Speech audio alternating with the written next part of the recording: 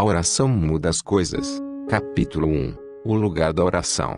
Qual é o alvo da vida cristã? É a piedade resultante de obediência ao Cristo.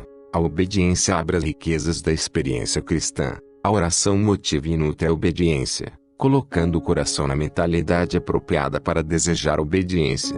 É claro que o conhecimento é importante porque sem ele não podemos saber o que Deus requer. Todavia, conhecimento e verdade permanecem abstratos se não temos comunhão com Deus em oração. O Espírito Santo ensina, inspira e ilumina a palavra de Deus para nós. Ele ministra a palavra de Deus e nos assiste em responder ao Pai em oração. Em palavras simples, a oração tem um lugar vital na vida do cristão. Alguém pode orar e não ser um cristão, mas alguém não pode ser um cristão e não orar. Romanos 8 versículo 15 nos diz que a adoção espiritual que nos torna filhos de Deus, nos leva a clamar em expressões verbais, Abba, Pai. A oração é para o cristão que a respiração é para a vida, mas nenhum outro dever cristão é tão negligenciado. A oração, pelo menos a oração particular, é difícil de ser feita a partir de um motivo falso. Alguém pode pregar com um motivo falso, como fazem os falsos profetas. Alguém pode se envolver em atividades cristãs com base em motivos falsos. Muitas das realizações externas do cristianismo podem ser feitas com base em motivos falsos. Contudo, é altamente improvável que alguém tenha comunhão com Deus a partir de motivos impróprios. Somos convidados, até ordenados, a orar. A oração é tanto um privilégio como um dever, e qualquer dever pode se tornar laborioso. A oração, como todos os meios de crescimento para o cristão, exige trabalho. Em um sentido, a oração não é natural para nós. Embora tenhamos sido criados para comunhão e interação com Deus, os efeitos da queda têm nos deixado preguiçosos e indiferentes para com algo tão importante como a oração. O novo nascimento desperta um novo desejo de comunhão com Deus, mas o pecado resiste ao Espírito. Podemos obter conforto no fato de que Deus conhece nossos corações e ouve nossas petições não proferidas, assim como ouve as palavras que emanam de nossos lábios. Sempre que somos incapazes de expressar os sentimentos e emoções profundas de nossa alma ou quando estamos totalmente incertos sobre o que deveríamos orar, o Espírito Santo intercede por nós. Romanos 8 versículo 26 a 27 diz: O Espírito, semelhantemente, nos assiste em nossa fraqueza, porque não sabemos orar como convém, mas o mesmo Espírito intercede por nós sobremaneira, com gemidos inexprimíveis. E aquele que sonda os corações sabe qual é a mente do Espírito, porque segundo a vontade de Deus é que ele intercede pelos santos. Quando não sabemos como orar em determinada situação, o Espírito Santo nos assiste. Há razão para crermos, com base neste texto, que, se oramos incorretamente, o Espírito Santo corrige os erros em nossas orações, antes que as apresente ao Pai, pois o versículo 27 nos diz que segundo a vontade de Deus é que ele intercede pelos santos.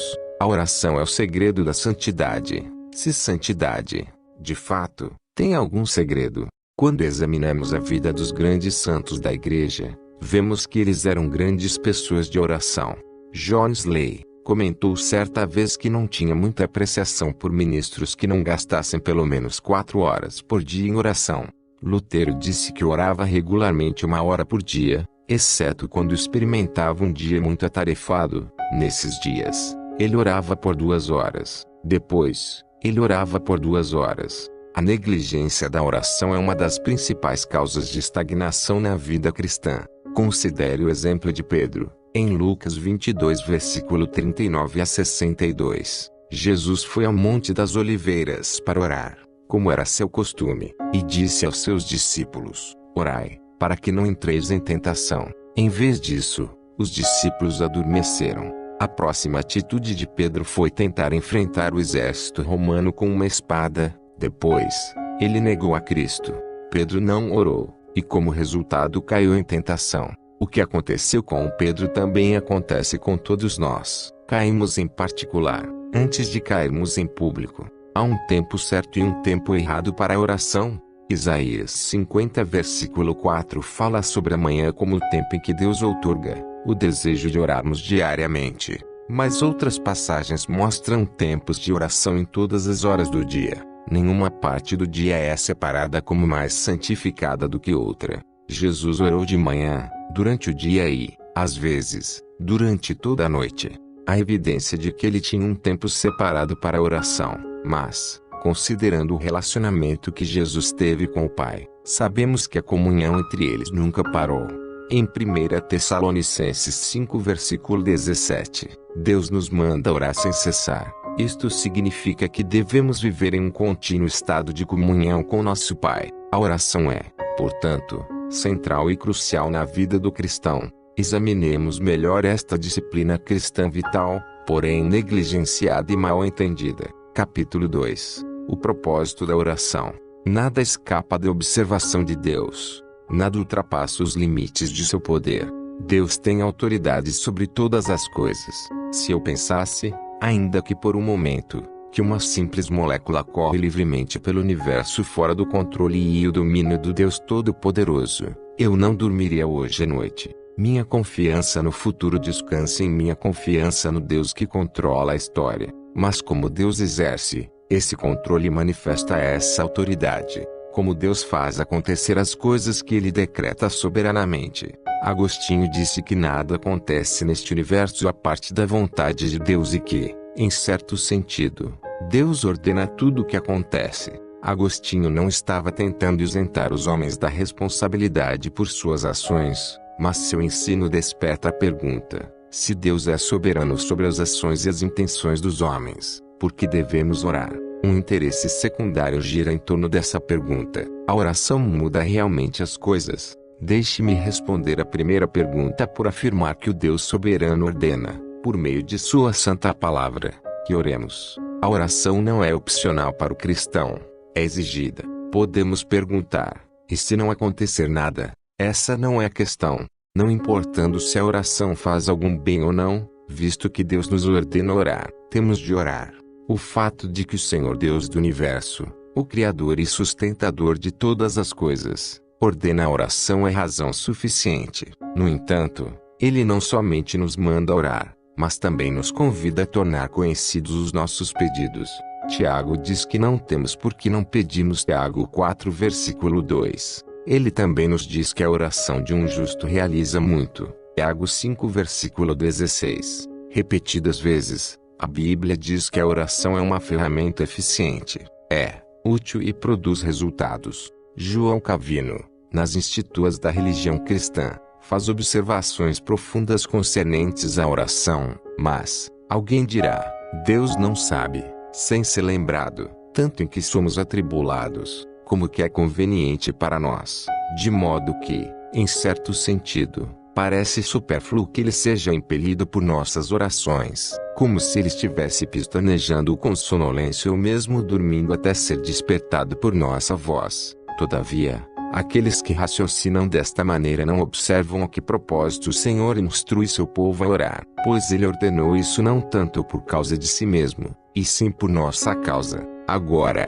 ele quer, como é certo, que lhe seja dado o que lhe é devido, em reconhecimento de que tudo o que os homens desejam e conduz ao proveito deles mesmos vem de Deus, e em testemunho disto nas orações. Mas o proveito deste sacrifício, pelo qual Deus é adorado, também retorna a nós. De acordo com isso, os santos pais, quanto mais confiantemente exaltavam os benefícios de Deus entre eles mesmos e os outros, tanto mais eram fortemente despertados à oração. Além disso, é muito importante que clamemos a Deus, primeiramente, que nosso coração seja aquecido com um desejo zeloso e intenso de vê-lo, amá-lo e servi-lo, enquanto nos acostumamos, em cada necessidade, a recorrer a Ele como nosso amparo sagrado. Em segundo, que não entre em nosso coração nenhum desejo e nenhuma vontade dos quais nos envergonhemos de torná-lo testemunha, enquanto aprendemos a colocar todos os nossos desejos diante de seus olhos e derramar todo o nosso coração. Em terceiro, que sejamos preparados para receber seus benefícios com verdadeira gratidão de coração e ações de graça, benefícios que nossa oração nos lembra, procedem de suas mãos. A oração, como tudo mais na vida cristã, é para a glória de Deus e para nosso benefício. Nessa ordem, tudo o que Deus faz, Tudo que Deus permite e ordena é, em sentido supremo, para sua glória. Também é verdade que, enquanto Deus busca supremamente a sua própria glória, o homem se beneficia quando Deus é glorificado. Oramos para glorificar a Deus, mas também oramos para receber de suas mãos os benefícios da oração. A oração é para o nosso benefício, mesmo à luz do fato de que Deus sabe o fim desde o começo. É nosso privilégio trazer a inteireza de nossa existência à glória da presença infinita de Deus. Uma conversa com Deus. Um dos grandes temas da reforma foi a ideia de que toda a vida deve ser vivida sob a autoridade de Deus, para a glória de Deus, na presença de Deus. A oração não é um solilóquio, um mero exercício de autoanálise terapêutica ou uma recitação religiosa. A oração é uma conversa com o próprio Deus pessoal. No ato e na dinâmica de orar, eu coloco toda a minha vida sob o olhar de Deus. Sim, Ele sabe o que está em minha mente, mas eu tenho o privilégio de articular para Ele o que está lá. Ele diz: venha, fale comigo, manifeste para mim os seus pedidos. Portanto, vamos à oração para conhecer a Deus e sermos conhecidos por Ele. Há algo errado na pergunta se Deus sabe tudo, por que devemos orar? A pergunta supõe que a oração é unidimensional e é definida apenas como súplica ou intercessão. Pelo contrário, a oração é multidimensional. A soberania de Deus não anula a oração de adoração. A presciência ou o conselho determinativo de Deus não nega a oração de louvor. A única coisa que ela deveria nos dar é a maior razão para expressarmos nossa adoração por quem Deus é. Se Ele sabe o que eu vou dizer antes que eu diga, seu conhecimento, em vez de limitar minha oração, aprimora a beleza de meu louvor. Minha esposa e eu somos tão próximos quanto duas pessoas podem ser. Frequentemente, eu sei o que ela vai dizer antes que eu diga. O contrário também é verdade. Se isso é verdadeiro em relação ao homem, quanto mais verdadeiro em relação a Deus. Temos o incomparável privilégio de compartilhar nossos pensamentos mais íntimos com Deus. É claro que poderíamos simplesmente entrar em nosso modo de oração, permitir que Deus lesse nossa mente e chamar isso de oração.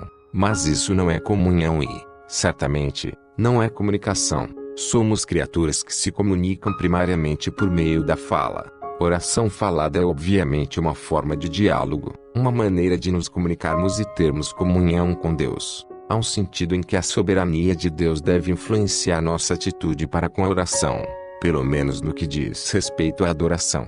Nosso entendimento da soberania de Deus deveria provocar em nós uma intensa vida de oração de ação de graças. Por causa desse conhecimento, devemos ver cada benefício, cada bem e cada dom perfeito como uma expressão da abundância da graça de Deus. Quanto mais entendemos a soberania de Deus, tanto mais nossas orações serão cheias de ações de graça. De que maneira a soberania de Deus afeta negativamente a oração de contrição, de confissão? Talvez poderíamos chegar à conclusão de que nosso pecado é, em última análise, responsabilidade de Deus e de que nossa confissão é uma acusação de culpa contra Ele. Todo verdadeiro cristão sabe que não pode culpar Deus por seu pecado. Posso não entender a relação entre a soberania divina e a responsabilidade humana, mas compreendo realmente que o que procede da iniquidade de meu coração não pode ser atribuído à vontade de Deus. Então, temos de orar porque somos culpados, rogando o perdão daquele que é santo, a quem ofendemos. A oração muda alguma coisa. E o que podemos dizer sobre a intercessão e a súplica? É bom falar sobre os benefícios religiosos, espirituais e psicológicos, e quaisquer outros que possamos obter da oração. Mas, o que dizemos sobre a pergunta real? A oração faz alguma diferença? Certa vez, alguém me fez esta pergunta, apenas em termos levemente diferentes. A oração muda a mente de Deus. Minha resposta gerou protestos intensos. Eu disse apenas, não. Ora, se a pessoa tivesse perguntado, a oração muda as coisas? Eu teria respondido, é claro que sim.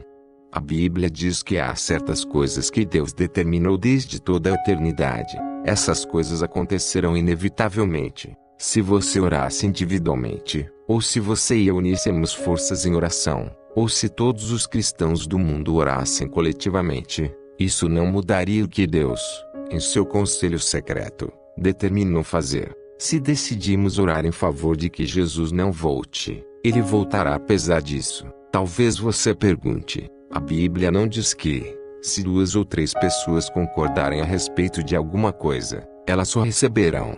Sim, a Bíblia diz, mas essa passagem fala sobre disciplina eclesiástica, e não sobre pedidos de oração.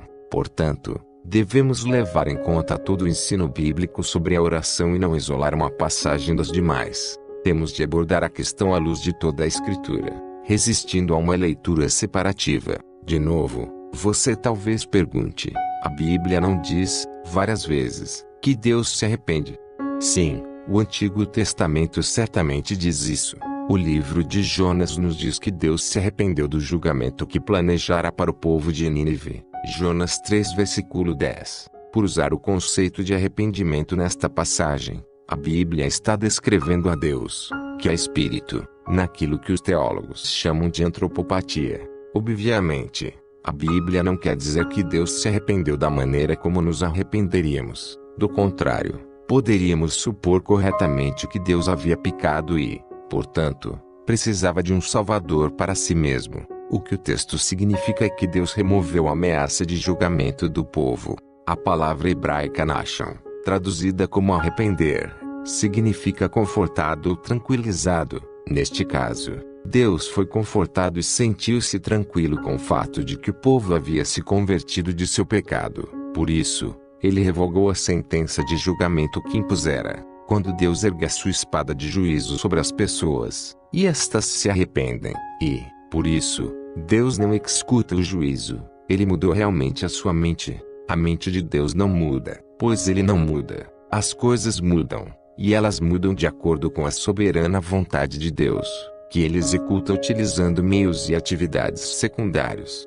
A oração de seu povo é um dos meios que Deus usa para fazer as coisas acontecerem neste mundo. Então, se você me pergunta se a oração muda as coisas, eu respondo com um resoluto sim. É impossível saber quanto da história humana reflete a intervenção imediata de Deus e quanto revela o agir de Deus por meio de agentes humanos. O exemplo favorito de Calvino para isto era o livro de Jó. Os sabeus e os caldeus tinham roubado os jumentos e os camelos de Jó. Por quê? Porque Satanás havia incitado o coração deles a fazer isso. Mas, por quê? Porque Satanás recebera permissão de Deus para testar a fidelidade de Jó em tudo que ele tanto desejava, exceto tirar a vida de Jó, porque Deus concordaria com tal coisa, por 3 razões. 1. Silenciar a calúnia de Satanás. 2. Vindicar a si mesmo. 3. Vindicar Jó da calúnia de Satanás. Todas estas razões são justificações perfeitamente corretas para as ações de Deus. Por contraste, o propósito de Satanás em incitar esses 2 grupos era levar Jó a blasfemar de Deus. Um motivo totalmente ímpio. Mas, observamos que Satanás não usou algo sobrenatural para realizar seus propósitos. Ele escolheu agentes humanos, os sabeus e os caldeus, que eram maus por natureza, para roubar os animais de Jó. Os sabeus e os caldeus eram conhecidos por sua maneira de viver caracterizada por roubos e mortes. A vontade deles esteve envolvida, mas não houve coerção. O propósito de Deus foi cumprido por meio das ações ímpias deles. Os sabeus e os caldeus eram livres para escolher, mas, para eles, assim como para nós, a liberdade sempre significa a liberdade dentro de limites. Não devemos confundir liberdade humana e autonomia humana. Sempre haverá um conflito entre a soberania divina e a autonomia humana. Nunca há um conflito entre a soberania divina e a liberdade humana. A Bíblia diz que o homem é livre, mas ele não é uma lei autônoma para si mesmo. Suponha que os caldeus e os sabeus tivessem orado: não nos deixe cair em tentação e livre-nos do mal. Estou absolutamente certo de que, apesar disso, os animais de Jó teriam sido roubados, mas não necessariamente pelos sabeus e os caldeus. Deus poderia ter decidido responder à oração deles, mas teria usado outro agente para roubar os animais de Jó. Há liberdade dentro de limites, e, dentro desses limites, nossas orações podem mudar as coisas. As Escrituras nos dizem que Elias, por meio da oração, impediu a chuva de cair. O seu entendimento da soberania de Deus não o dissuadiu de orar. As orações dos filhos de Deus, nenhum ser humano teve um entendimento mais profundo da soberania de Deus do que Jesus. Nenhum homem orou mais fervorosamente ou mais eficazmente.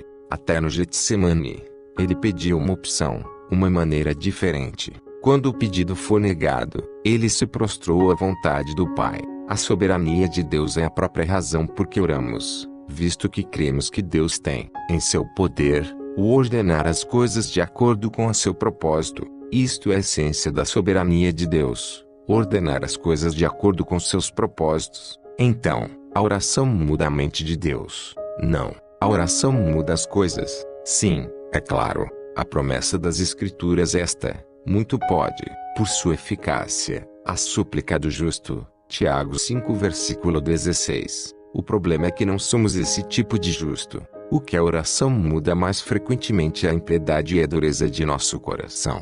Só isso já seria razão suficiente para orarmos, ainda que nenhuma das outras razões fosse válida ou verdadeira. Em um sermão intitulado Deus Altíssimo, que houve orações, Jonathan Edwards apresentou duas razões por que Deus requer a oração. No que diz respeito a Deus, a oração é apenas um reconhecimento sensível de nossa dependência dele para sua glória. Como ele fez todas as coisas para sua glória, também precisa ser glorificado e reconhecido por suas criaturas. É justo que ele requer isto daqueles que são objetos de sua misericórdia. É um reconhecimento apropriado de nossa dependência do poder e da misericórdia de Deus para aquilo de que necessitamos, mas também uma honra apropriada prestada ao grande autor e fonte de todo bem. No que diz respeito a nós mesmos, Deus requer de nós a oração. Orações fervorosas tendem, de muitas maneiras, a preparar o coração. Por meio da oração, desperta-se o senso de nossa necessidade. Por meio da oração, a mente é mais preparada para valorizar a misericórdia de Deus. Nossa oração a Deus pode despertar em nós um senso e consideração apropriados de nossa dependência de Deus quanto à misericórdia que pedimos, bem como um exercício apropriado de fé na suficiência de Deus, para que sejamos preparados para glorificar o seu nome quando a misericórdia for recebida. Tudo o que Deus faz é, primeiramente, para sua glória e, em segundo lugar, para nosso benefício. Oramos porque Deus nos ordena orar, porque a oração o glorifica e porque ela nos beneficia. Capítulo 3. O padrão da oração. Jesus realizou muitos milagres. No decorrer de seu ministério, ele andou sobre a água, transformou água em vinho, curou enfermos, ressuscitou mortos. Como João disse, porém, ainda muitas outras coisas que Jesus fez. Se todas elas fossem relatadas uma por uma, creio eu, que nem no mundo inteiro caberiam os livros que seriam escritos. João 21 versículo 25. Sempre me admiro de que os discípulos não tenham perguntado a Jesus como andar sobre a água, como aquietar uma tempestade ou como realizar qualquer de seus outros milagres. Entretanto, eles pediram a Jesus que os ensinasse sobre a oração. Observe que eles não pediram a Jesus que os ensinasse como orar. Em vez disso, eles rogaram: ensina-nos a orar como também João ensinou aos seus discípulos. Lucas 11 versículo 1. Estou certo de que os discípulos viram com clareza a inseparável relação entre o poder que Jesus manifestava e as horas que ele gastava em solidão, conversando com seu Pai. A instrução que Jesus deu sobre a oração vem até nós tanto do Sermão do Monte, em Mateus 6, como de Lucas 11. Jesus prefacia seus comentários sobre o padrão para a oração com estas palavras: e, quando orardes, não sereis como os hipócritas, porque gostam de orar em pé nas sinagogas e nos cantos das praças, para serem vistos dos homens. Em verdade vos digo que eles já receberam a recompensa. Tu, porém, quando orares, entra no teu quarto e, fechada a porta, orarás a teu Pai, que está em secreto, e teu Pai, que vê em secreto, te recompensará. E, orando, não useis de vãs repetições, como os gentios, porque presumem que pelo seu muito falar serão ouvidos. Não vos assemelheis, pois, a eles, porque Deus, o vosso Pai, sabe o de que tendes necessidade, antes que lhe peçais. Portanto, vós orareis assim. Mateus 6 versículos 5 a 9. Observe que Jesus disse: vós orareis assim, e não, vós orareis esta oração ou, fareis esta oração. Há algumas perguntas sobre se Jesus não queria dizer que devemos repetir sempre esta oração. Não estou atacando o uso da oração do Pai Nosso. Não há certamente nada errado em seu uso na vida pessoal do crente ou na vida devocional da igreja. Contudo, Jesus não estava nos dando uma oração a ser recitada, e sim um padrão para nos mostrar a maneira como devemos orar. Jesus estava nos dando um esboço de prioridades ou de coisas que devem ser prioridades em nossa vida de oração. Consideremos, uma por vez, as sessões da oração do Pai Nosso. Pai Nosso. As duas primeiras palavras da oração são radicais, conforme usadas no Novo Testamento. A palavra Pai não era a forma básica de dirigir-se a Deus achada na comunidade da Antiga Aliança. O nome de Deus era inefável.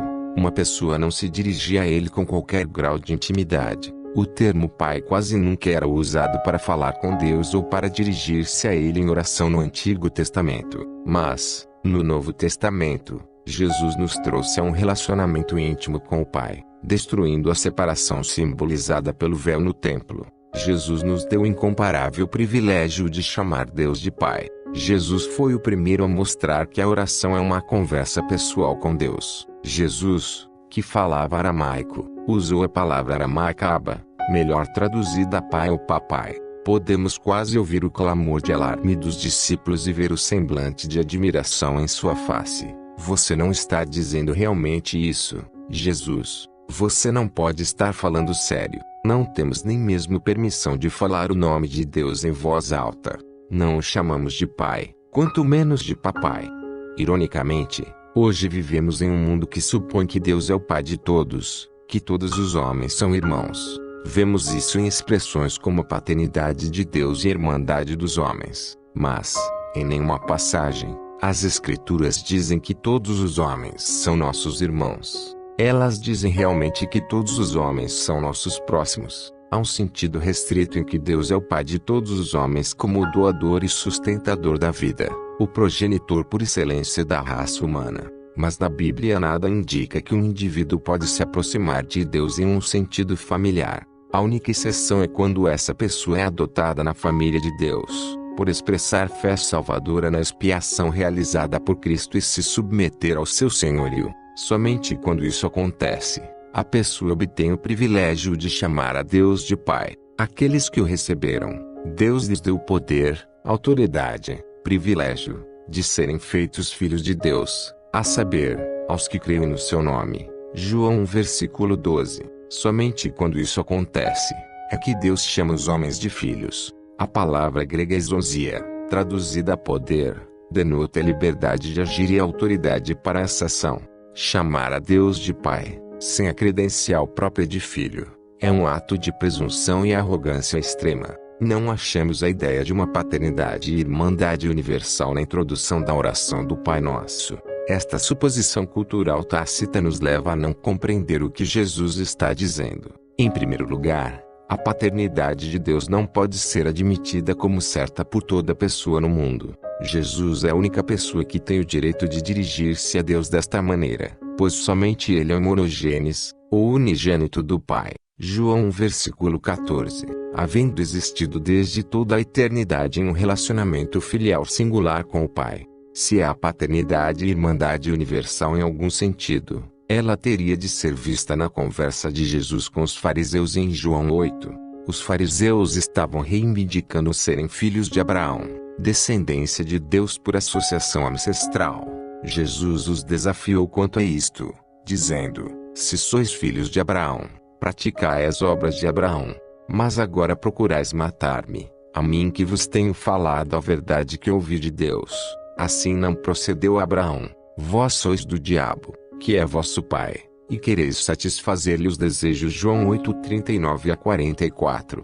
Há uma distinção clara entre os filhos de Deus e os filhos do diabo. Os filhos de Deus ouvem a sua voz e lhe obedecem. Os filhos do diabo não ouvem a voz de Deus. Eles lhe desobedecem por fazerem a vontade de seu pai, Satanás. Há apenas duas famílias, e todas as pessoas pertencem a uma ou a outra dessas famílias. Todavia, ambos os grupos têm uma coisa em comum: os membros de cada família fazem a vontade de seu respectivo pai, ou Deus, ou Satanás. Se examinarmos o Novo Testamento, fazendo perguntas a respeito de quem são os filhos de Deus, a resposta é clara: O Novo Testamento não é impreciso nem enigmático quanto a este assunto. Romanos 8 versículo 14 a 17 diz isto: pois todos os que são guiados pelo Espírito de Deus são filhos de Deus. Porque não recebestes o espírito de escravidão, para viverdes, outra vez, atemorizados, mas recebestes o espírito de adoção,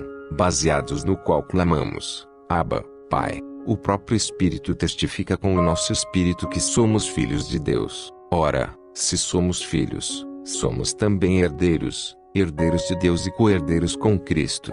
No versículo 14 desta passagem, a palavra todos autoi, no grego, é o que se chama de forma enfática para indicar uma exclusividade. O versículo seria melhor traduzido assim: pois todos os que são guiados pelo Espírito de Deus, somente estes são filhos de Deus ou unicamente estes são filhos de Deus.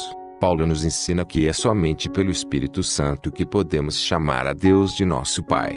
O significado disto no Novo Testamento é que somos filhos, não filhos ilegítimos, porque estamos em união com Cristo. Nossa filiação não é automática, não é herdada e não é uma necessidade genética, antes, ela é derivada. A palavra do Novo Testamento para esta transação é adoção, por causa de nosso relacionamento de adoção com Deus, por meio de Cristo, nos tornamos co-herdeiros com Cristo. É somente porque estamos em Cristo e Ele está em nós que temos o privilégio de dirigir-nos a Deus como nosso Pai e aproximar-nos dele em um relacionamento filial. Martinho Lutero disse certa vez que, se pudesse apenas entender as primeiras duas palavras da oração do Pai Nosso, ele nunca mais seria o mesmo. A palavra nosso significa que o direito de chamar a Deus de Pai não é apenas meu, é um privilégio coletivo que pertence a todo o corpo de Cristo. Quando eu oro, não chego diante de Deus como um indivíduo isolado, mas como um membro de uma família, uma comunidade de santos. Nos céus, na época em que Jesus falou estas palavras da oração do Pai Nosso, havia um debate sobre o local exato da presença de Deus. Na conversa entre Jesus e a mulher no poço, Jesus enfatizou que Deus é Espírito e, como tal, não pode ser localizado em um lugar específico. João 4. Ele não estava nem no Monte Gerizim, como ela pensava, nem em Jerusalém, como acreditavam alguns dos judeus. Deus é onipresente. Não há restrições finitas à sua presença divina, mas Cristo falou de seu Pai como quem estava no céu. Por quê? Cristo estava falando sobre a transcendência de Deus. Visto que Deus não é parte deste processo mundano, ele não é parte da natureza. Ele não pode ser confinado a uma localidade. O Deus a quem nos dirigimos está acima e além dos limites finitos do mundo. A frase inicial da oração do Pai Nosso nos apresenta uma tensão dinâmica. Embora nos aproximemos do Senhor numa atitude de intimidade, há ainda um elemento de separação. Podemos nos achegar a Deus e chamá-lo Pai, mas este relacionamento filial não nos permite ter o tipo de familiaridade que produz desrespeito. Devemos achegar-nos a Ele com ousadia, sim, mas nunca com arrogância ou presunção. Pai Nosso fala de proximidade com Deus, mas nos seus destaca sua singularidade, sua separação. O ensino é este: quando oramos, temos de lembrar quem somos e a quem nos dirigimos. Santificado seja o teu nome, não importando quão intimamente Deus nos convida a nos aproximarmos dele. Ainda há uma separação infinita entre a nossa pecaminosidade e a majestade dele. Deus é aquele que está nos céus, nós somos da terra. Ele é perfeito, nós somos imperfeitos. Ele é infinito, nós somos finitos. Ele é santo, nós somos impuros. Nunca devemos esquecer que Deus é totalmente outro, diferente de nós. A distinção sagrada de Deus é um fato que os filhos de Arão esqueceram, mas a esqueceram somente uma vez. Em Levítico 10 versículo 1 a 3, lemos: Nadab e Abiú, filhos de Arão, tomaram cada um o seu incensário, e puseram neles fogo, e sobre este incenso, e trouxeram fogo estranho perante a face do Senhor, o que lhes não ordenara. Então, saiu o fogo de diante do Senhor e os consumiu, e morreram perante o Senhor. E falou Moisés a Arão: isto é que o Senhor disse: mostrarei a minha santidade naqueles que se cheguem a mim e serei glorificado diante de todo o povo. Deus exige ser tratado como santo, porque Ele é santo. Ele é zeloso de sua honra. Ele não implora por respeito nesta passagem. Antes, a passagem é uma afirmação de um fato: eu serei tratado como santo. Nunca devemos esquecer o erro fatal de Nadab e Abiú e aproximar-nos do Deus soberano numa atitude petulantemente incerta. Examinando a primeira súplica da oração do Pai Nosso, podemos ver que esta é a primeira prioridade sobre a qual Jesus falou. Seu pedido inicial foi que o nome de Deus fosse santificado. É a palavra grega agios, que é traduzida literalmente por santo. A principal prioridade para o cristão é ver que o nome de Deus é mantido santo, porque ele é santo. Se este fosse o único pedido de oração que a comunidade cristã sempre fizesse, e se os crentes o fizessem com regularidade e sinceridade, suspeito que o avivamento pelo qual oramos e a reforma que tanto anelamos aconteceriam imediatamente. Tudo, nosso trabalho, nosso ministério e todos os aspectos de nossa vida diária seria afetado. No Antigo Testamento, o propósito declarado para a eleição dos israelitas, sua religião, leis alimentares e cerimonias era estabelecê-los como uma nação santa, separada das culturas da antiguidade. Isso tinha em vista a honra deles mesmos? Não, tinha em vista a honra de Deus. A honra de Deus tem de tornar-se a obsessão da comunidade cristã hoje. A honra não deve ir para as nossas organizações, as nossas denominações, o nosso modo de culto ou nossas igrejas particulares, mas somente para Deus. Considerem as palavras escritas em Ezequiel 36 versículo 22, assim diz o Senhor Deus, não é por amor de vós que eu faço isto, ó casa de Israel, mas pelo meu santo nome, que profanastes entre as nações para onde fostes. Que mudança! A nação escolhida para ter o incomparável privilégio de mostrar a grandeza de Deus escolheu profanar publicamente o nome de Deus. Deus teve de puni-los por sua traição. Em última análise, nosso nome, nossas organizações e nossos esforços são todos sem significado se não honram o nome de Deus. Hoje, uma assustadora falta de temor a Deus prevalece em nosso mundo. Certa vez, Martinho Lutero comentou que as pessoas que viviam ao seu redor falavam com Deus como se ele fosse um aprendiz de sapateiro. Se isso era verdade nos dias de Lutero, quanto mais é verdade hoje. Contudo, a principal prioridade que Jesus estabeleceu é que o nome de Deus seja santificado, honrado e exaltado. O nome de Deus é uma expressão do que ele é. Somos portadores da imagem de Deus. Onde Deus não é respeitado, é inevitável que os portadores de sua imagem também sofram perda de respeito. Venha o teu reino. Um tema central nas Escrituras é o reino de Deus. Era o principal pensamento do ensino e da pregação de Jesus. Jesus veio como cumprimento da mensagem de João Batista, que era clara, precisa e simples. Arrependei-vos, porque está próximo o reino dos céus. Mateus 3 versículo 2. No Sermão do Monte, Jesus se focalizou no reino, o tema-chave de sua pregação. Por causa deste foco, o sermão era mais do que simplesmente uma apresentação ética de princípios para viver bem. Jesus estava falando sobre os traços de caráter de pessoas que vivem um estilo de vida redimido no reino de Deus. O conceito de reino é difícil de ser entendido para o cristão americano. Nossa forma de governo é a democracia, em que a simples ideia de monarquia é repugnante. Somos herdeiros dos revolucionários que proclamaram: aqui não serviremos nenhum soberano. Nossa nação é construída sobre uma resistência à soberania. Os americanos travaram batalhas e guerras inteiras para serem libertos da monarquia. Como podemos entender a mente das pessoas do Novo Testamento que oravam para que o filho de Davi restaurasse a monarquia e o trono de Israel? O rei chegou, Cristo se assentou exaltado à direita de Deus e reina como rei. Mas Jesus não é meramente o rei espiritual da igreja, cuja única responsabilidade é exercer autoridade sobre nossa piedade, como se houvesse separação entre igreja e Estado. Jesus é o rei do universo. Esse é o fato de sua ascensão. Esta realidade, porém, não é acreditada ou reconhecida pelo mundo. Embora esse reinado seja um fato estabelecido, é invisível para o mundo em que vivemos. No céu, não há perguntas sobre isso. Na terra, há muitas perguntas sobre isso.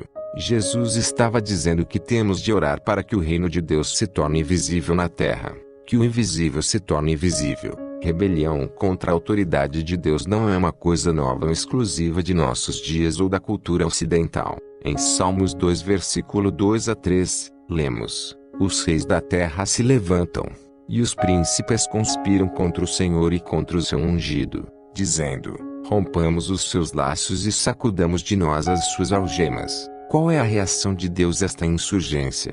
Ri-se aquele que habita nos céus, o Senhor zomba deles. Salmos 2 versículo 4. Mas Deus não se alegra por muito tempo, porque lemos nos versículos 5 e 6, na sua ira, a seu tempo, lhes há de falar e no seu furor os confundirá. Eu, porém, constituí o meu rei sobre o meu santo monte Sião. O Senhor fala àqueles que se rebelaram contra ele e àqueles que estão envolvidos nesta declaração cósmica de independência, e lhe diz: Eu constituí o meu rei, ungi o meu Cristo, é melhor vocês se submeterem a ele. Lendo em seguida, no versículo 10, aprendemos algo mais. Agora, pois, ó reis, sede prudentes, deixai-vos advertir, juízes da terra, servi ao Senhor com temor, para que se não irrite, e não pereçais no caminho, porque dentro em pouco se lhe inflamará a ira. Bem-aventurados todos os que nele se refugiam. Os cristãos devem orar pela manifestação do reino de Cristo e a vinda de seu reino. Se essa é a nossa oração, a nossa responsabilidade é mostrar lealdade ao Rei. As pessoas não têm de adivinhar a quem nós exaltamos. Faça-se a tua vontade. Esta frase não está pedindo a Deus que determinado conselho se torne realidade ou que Deus faça as coisas que preordenou desde a eternidade. Em vez disso, estamos orando por obediência à vontade revelada de Deus, o que Ele nos deixou evidente por meio de seus mandamentos. A terceira petição é uma súplica por obediência da parte do povo de Deus. Uma súplica no sentido de que as pessoas que fazem parte do povo de Deus obedeçam aos mandamentos de Deus. Assim na terra como no céu, os anjos na corte de Deus fazem o que Ele quer e deseja. Seu povo na terra não age assim.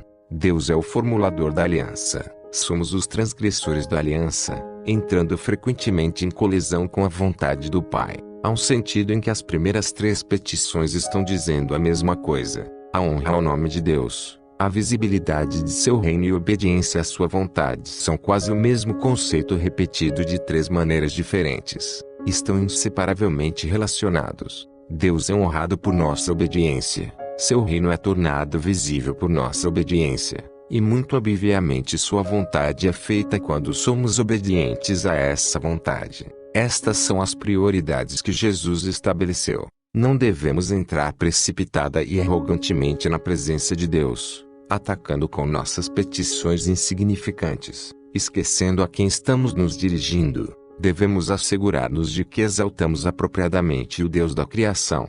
Somente depois que Deus foi corretamente honrado, adorado e exaltado, as petições subsequentes do povo de Deus assumem seu devido lugar. O pão nosso de cada dia dai-nos hoje. Deus supre as necessidades de seu povo. Devemos ressaltar que a súplica agora é o pão diário, não o lombo assado ou filé mignon diário. Deus supre as necessidades, mas nem sempre os caprichos. Veja a experiência dos israelitas depois de terem sido libertos da terra do Egito. Deus supriu maravilhosamente o povo com o pão, na forma do maná. O que aconteceu depois? Primeiro, eles pararam de agradecer a Deus por sua provisão. Em segundo, começaram a murmurar da provisão feita por Deus. Por fim, começaram a recordar as coisas boas que haviam desfrutando no Egito. Lembraram os pepinos, os melões, os alhos silvestres e as delícias que tinham comido no Egito, enquanto esqueceram a opressão, as dificuldades e as torturas que haviam suportado às mãos de Faraó. Murmuraram de terem de comer o maná no desejum, no almoço e na janta. Os israelitas comiam soufflé de maná, torta de maná, merengue de maná, maná cozido, maná assado, maná grelhado. Logo eles clamaram por carne. A história está registrada em Números 11 versículo 18 a 20. Diz ao povo: santificai-vos para amanhã e comereis carne, porquanto chorastes aos ouvidos do Senhor, dizendo: quem nos dará a carne a comer? Íamos bem no Egito. Pelo que o Senhor vos dará carne, e comereis. Não comereis um dia, nem 2 dias, nem 5, nem 10, nem ainda 20, mas um mês inteiro, até vos sair pelos narizes, até que vos enfastieis dela. Deus falou: se vocês querem carne, eu lhes darei carne, e vocês comerão carne até que enjoem dela. Uma das coisas que denuncia nossa condição caída é o conceito de homem da sucesso pessoal, aquele que toma o crédito por toda a abundância de seus bens e esquece a fonte de toda a provisão. Temos de lembrar que, em última análise, Deus nos dá tudo o que temos. Perdoa-nos as nossas dívidas, assim como nós temos perdoado aos nossos devedores. Este é um pedido extremamente perigoso para fazermos em nossa oração, mas contém um princípio que o Novo Testamento leva muito a sério.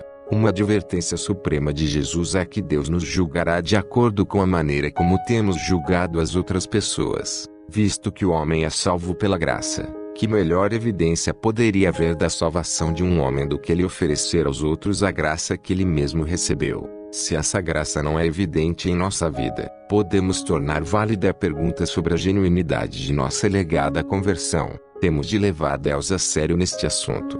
Em Mateus 18, versículo 23 a 35, Jesus nos conta a história de dois homens que deviam dinheiro. Um devia 10 milhões de dólares, o outro devia aproximadamente 18 dólares. O débito daquele que devia enorme quantia de dinheiro foi perdoado por aquele a quem ele devia, mas ele, por sua vez, não quis perdoar o homem que lhe devia a desprezível soma de 18 dólares. Interessantemente, ambos os homens pediram a mesma coisa, mais tempo, e não a isenção total da dívida. Foi comigo o homem que tinha uma dívida extremamente grande pedir mais tempo, visto que mesmo pelos padrões de salário de hoje a quantia devida era astronômica. Um dia de salário naquele tempo equivalia a cerca de 18 centavos. O homem que tinha a dívida menor poderia ter pago sua dívida em 3 meses. Seu pedido por mais tempo não era ilógico, mas seu credor, em vez de expressar o perdão que recebera, começou a acossá-lo. O ensino deve ser claro. As ofensas que cometemos um ao outro e as ofensas que as pessoas cometem contra nós são como uma dívida de 18 dólares, enquanto as inumeráveis ofensas que temos cometido contra Deus são como a dívida de 10 milhões de dólares. Jonathan Edwards, em seu famoso sermão A Justiça de Deus e a Condenação de Pecadores, disse que todo pecado é mais ou menos detestável, dependendo da honra e da majestade daquele a quem ofendemos. Visto que Deus possui honra infinita, majestade infinita e santidade infinita, o menor pecado tem consequência infinita. Os pecados aparentemente triviais não são nada menos que traição cósmica quando visto à luz do grande Rei contra quem temos pecado. Somos devedores que não podem pagar sua dívida, mas temos sido livres da ameaça de prisão dos devedores. Insultamos a Deus quando retemos o perdão e a graça daqueles que nos pedem, enquanto nós mesmos afirmamos ser perdoados e salvos pela graça. Há outro ensino importante a ser considerado. Mesmo em nosso ato de perdão não há mérito. Não podemos recomendar-nos a Deus e reivindicar perdão apenas porque perdoamos a outra pessoa. Nosso perdão não obriga, de maneira alguma, Deus para conosco. Lucas 17 versículo 10 ressalta com clareza que não há mérito nem mesmo na melhor de nossas boas obras. Depois de haverdes feito quanto vos foi ordenado, dizei, somos servos inúteis, porque fizemos apenas o que devíamos fazer. Não merecemos nada por nossa obediência, porque a obediência, mesmo ao ponto de perfeição, é a exigência mínima de um cidadão do reino de Deus. Tendo cumprido o dever, a única coisa que poderíamos reivindicar é uma isenção de castigo, mas, com certeza, nenhuma recompensa, porque teríamos feito apenas o que se esperava de nós. A obediência nunca se qualifica como a semi-lenda chamada ao dever. Entretanto, não temos obedecido, temos pecado gravemente. Por isso, estamos apenas numa condição de prostrar-nos a nós mesmos diante de Deus e rogar o seu perdão. Mas, se obedecemos, temos nós mesmos de estar preparados para mostrar esse perdão. Do contrário, nossa posição em Cristo oscila precariamente. A principal lição do que Jesus estava dizendo é esta: pessoas perdoadas perdoam outras pessoas. Não ousamos afirmar que possuímos a vida e a natureza de Cristo e, ao mesmo tempo, falhamos em exibir essa vida e natureza. Ampliando o pensamento, se Deus perdoou uma pessoa, podemos nós fazer menos do que isso? Seria incrível pensar que nós, que somos tão culpados, nos recusaríamos a perdoar alguém que foi perdoado por Deus. que é totalmente inculpável. Devemos ser espelhos da graça para outros, refletindo o que nós mesmos recebemos. Isto implementa a regra áurea em termos práticos. O perdão não é uma coisa particular, e sim coletiva. O corpo de Cristo é um grupo de pessoas que vivem diariamente no contexto de perdão. O que nos distingue é o fato de que somos pecadores perdoados. Jesus nos chama atenção não somente aos elementos horizontais da petição, mas também aos elementos verticais. Devemos orar todos os dias pelo perdão de nossos pecados. Alguém talvez pergunte: se Deus já nos perdoou, por que devemos pedir perdão? Não é errado pedir algo que Ele já nos deu? A resposta final para uma pergunta como esta é sempre a mesma. Nós o fazemos porque Deus manda que façamos. O texto de 1 João 1 versículo 9 ressalta que uma das marcas de um cristão é sua atitude contínua de pedir perdão. O tempo do verbo no grego indica um processo incessante. O desejo de perdão distingue o cristão. O incrédulo racionaliza seu pecado, mas o cristão é sensível à sua indignidade. A confissão toma uma parte significativa de seu tempo de oração. Pessoalmente acho amedrontador pedir a Deus que nos perdoe na medida em que perdoamos os outros. É quase sempre como pedir justiça a Deus. Eu costumava advertir aos meus alunos: não peçam justiça a Deus, vocês podem recebê-la. De fato, se Deus me perdoasse na exata proporção de minha disposição de perdoar os outros, eu estaria numa dificuldade profunda. O mandamento de perdoar os outros como fomos perdoados se aplica também à questão de perdoar a si mesmo. Temos a promessa de Deus de que, se confessarmos os nossos pecados, Ele nos perdoará. Infelizmente, nem sempre cremos nessa promessa. A confissão exige humildade em 2 níveis. O primeiro nível é a admissão da culpa.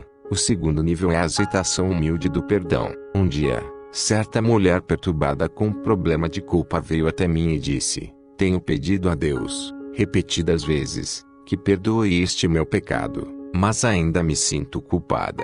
O que posso fazer?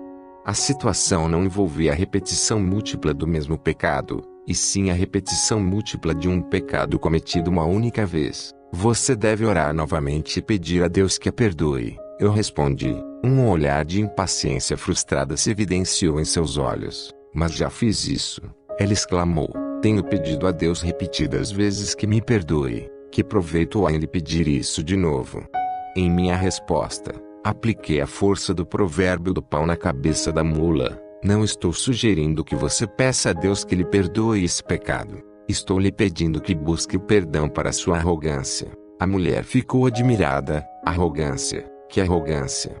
Ela estava supondo que seus repetidos pedidos de perdão eram prova determinante de sua humildade. Estava tão contrita por seu pecado que achava devia se arrepender dele sempre. Achava que seu pecado era muito grande para ser perdoado por uma dose de arrependimento. Que os outros cristãos recebam o perdão por graça. Ela sofreria por seu pecado, não importando quão gracioso seja Deus. O orgulho fixara nesta mulher uma barreira para a sua aceitação de perdão. Quando Deus nos promete que nos perdoará, nós insultamos sua integridade quando recusamos aceitar o perdão. Perdoar a nós mesmos depois que Deus nos perdoou é um dever, bem como um privilégio. Não nos deixes cair em tentação, mas livra-nos do mal. A princípio, esta seção da oração do Pai Nosso parece 2 petições separadas, mas este não é o caso. Ela segue a forma literária de paralelismo usada do Antigo Testamento.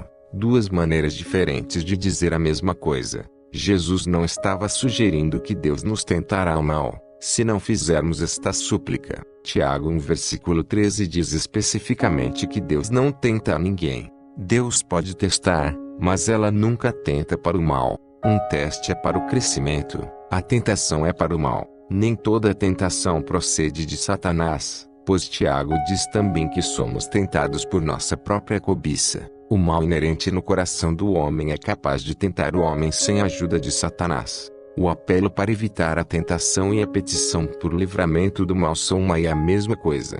A tradução deste versículo em português não é a melhor, porque o mal do qual Jesus falou não é o mal no sentido geral. No grego, a palavra traduzida por mal é de gênero neutro. Nesta seção da oração do Pai Nosso, a palavra está no gênero masculino.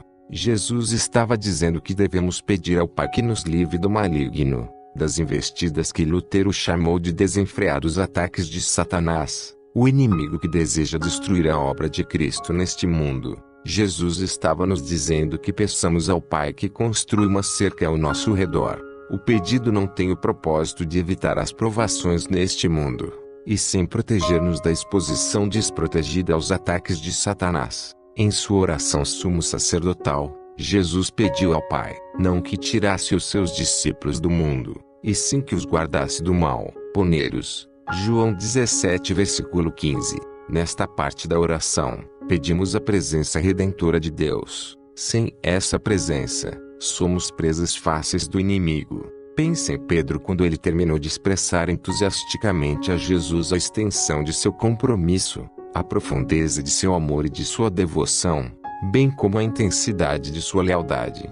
Olhando para ele e prevendo a sua negação, Jesus disse: Simão, Simão, eis que Satanás vos reclamou para vos peneirar como trigo. Eu, porém, roguei por ti, para que a tua fé não desfaleça. Lucas 22 versículo 31 a 32. Em outras palavras, Jesus disse a Pedro que por si mesmo ele se colocaria nas mãos de Satanás. Se não fosse a intercessão de Cristo em favor de Pedro, este teria se perdido, sua fé teria fracassado. Não somente temos Jesus a interceder por nós, para nos proteger do inimigo, mas também nós mesmos devemos pedir a Deus que nos guarde seguros das mãos do inimigo. Em 6 petições, Jesus delineou o padrão e as prioridades para a nossa vida de oração. A conclusão tradicional da oração do Pai Nosso: pois teu é o reino, o poder e a glória é para sempre. Amém. Não se acha nos melhores manuscritos. Com toda a probabilidade, ela não estava no texto original, mas era uma conclusão usual para as igrejas primitivas. No entanto, ela é uma conclusão apropriada e verdadeira. Retorna ao assunto do início da oração, elevando uma doxologia àquele que ouve nossas petições. Capítulo 4. A prática da oração. A oração do Pai Nosso foi dada à igreja em resposta ao pedido dos discípulos de que o Senhor os ensinasse a orar. No sublime exemplo da oração do Pai Nosso, vemos as prioridades da oração. Podemos também detectar um padrão de oração, um movimento que começa com adoração e se dirige, finalmente, à petição e súplica. O acróstico ação pode ser útil como padrão para a oração. Cada letra do acróstico representa um elemento vital da oração eficaz: adoração, confissão, ação de graças, oração. O acróstico completo sugere a dinâmica da oração. A oração é ação. Embora seja expressa num espírito de quietude serena, a oração é ação. Quando oramos, não somos observadores passivos ou neutros, espectadores distantes. Gastamos energia no exercício da oração. A Bíblia nos diz que muito pode, por sua eficácia, a súplica do justo. Tiago 5 versículo 16. Fervor caracterizou a agonia de Jesus no Getsemane, onde seu suor caiu no chão como gotas de sangue. Fervor descreve a luta de Jacó com o anjo, durante a noite. Em Peniel, a oração é um exercício de paixão e não de indiferença. Jesus contou a parábola da viúva persistente que apresentou o seu caso a um juiz. O juiz, um inescrupuloso, sem temor a Deus e ao homem, ouviu os apelos da viúva. Ele não se comoveu por um ímpeto repentino de compaixão, mas, pelo contrário, ficou cansado dos apelos repetidos da viúva. Em síntese, a mulher se tornou uma peste, impelindo, por meio de sua importunação, o juiz a agir. O principal ensino da parábola não é que Deus é indiferente às nossas necessidades e tem de ser importunado, se desejamos ser ouvidos. Não é uma questão de correspondência entre o juiz injusto e Deus, o juiz perfeitamente justo. É um contraste. Jesus usou frequentemente o tema quanto mais em suas palavras. Nesta, ele afirmou: não fará Deus justiça aos seus escolhidos, que a ele clamam dia e noite. Lucas 18 versículo 7. O ponto de comparação, contraste é este: se um juiz humano injusto ouve a petição de uma mulher insistente, quanto mais o nosso justo juiz celestial ouvirá nossas petições. A mulher persistente é comparada com os santos que clamam dia e noite, como o rei Davi, cujo travesseiro era encharcado com suas lágrimas. Os santos se achegam a Deus com emoção genuína e, até, lágrimas. Fervor é um elemento apropriado da oração ativa. O entusiasmo não é. Existe uma linha tênue entre ambos. Os dois contêm paixão.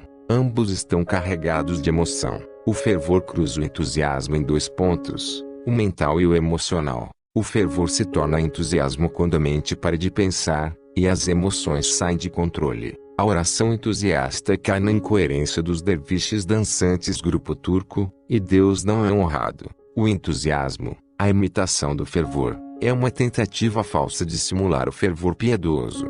Aqueles que manipulam deliberadamente as emoções das pessoas são advertidos aqui. Há algo santo, algo soberano no genuíno fervor espiritual que não pode ser produzido artificialmente. É fácil confundirmos fervor com entusiasmo, mas a confusão é mortal. Adoração, como no modelo da oração do Pai Nosso, a maneira mais apropriada de começarmos a orar é com adoração. Infelizmente, somos mais frequentemente impelidos a orar por nossos desejos e necessidades. Buscamos a Deus quando queremos algo dele. Estamos com tal pressa para apresentar-lhe nossos pedidos e contar-lhe nossas necessidades, que Deus já conhece, que omitimos por completo a adoração ou passamos rapidamente por ela, de maneira negligente. Omitir a adoração significa excluir o âmago da oração. Uma coisa é ser fervoroso nas súplicas, especialmente quando se ora em uma trincheira. Outra coisa é ser fervoroso em adoração. As orações dos grandes santos, as orações dos guerreiros da história da Igreja, são marcadas por sua adoração fervorosa a Deus. Deus não permita que menosprezemos o ensino de Cristo, mas tenho de confessar que fiquei, pelo menos, surpreso com a resposta de Jesus ao pedido dos discípulos sobre a oração. Quando eles disseram, ensina-nos a orar, eu aguardaria uma resposta diferente dos lábios de Jesus, diferente da que ele deu na forma da oração do Pai Nosso. Eu esperaria uma resposta mais ou menos assim: vocês querem aprender a orar? Leiam os Salmos. Fiquei surpreso com o fato de que Jesus não recomendou os Salmos aos discípulos. Ali, achamos não somente o coração de Davi exposto, mas também um tesouro de adoração divinamente inspirado, cheio de modelos para seguirmos. Nossa hesitação e fraqueza em expressar adoração pode ter duas causas principais. A primeira é nossa falta de vocabulário conveniente. Tendemos a ser indistintos no que concerne a adoração. Foi Edgar Allan Poe que disse que, para comunicar instrução, a prosa é um instrumento mais apropriado do que a poesia. Não é surpreendente que os salmos tenham sido escritos em forma poética. Neles, os mais elevados ápices de expressão verbal são atingidos no serviço do louvor da alma a Deus. Muitas pessoas no movimento carismático têm declarado que uma das principais razões para sua busca do dom de línguas é um desejo profundo de vencer ou superar a deficiência de um vocabulário pobre por meio de uma língua de oração diferente. Pessoas acham frequentemente que sua própria língua é inadequada para expressar a adoração. Este sentimento de inadequação, de ter de usar as mesmas palavras velhas e desgastadas, produz frustração.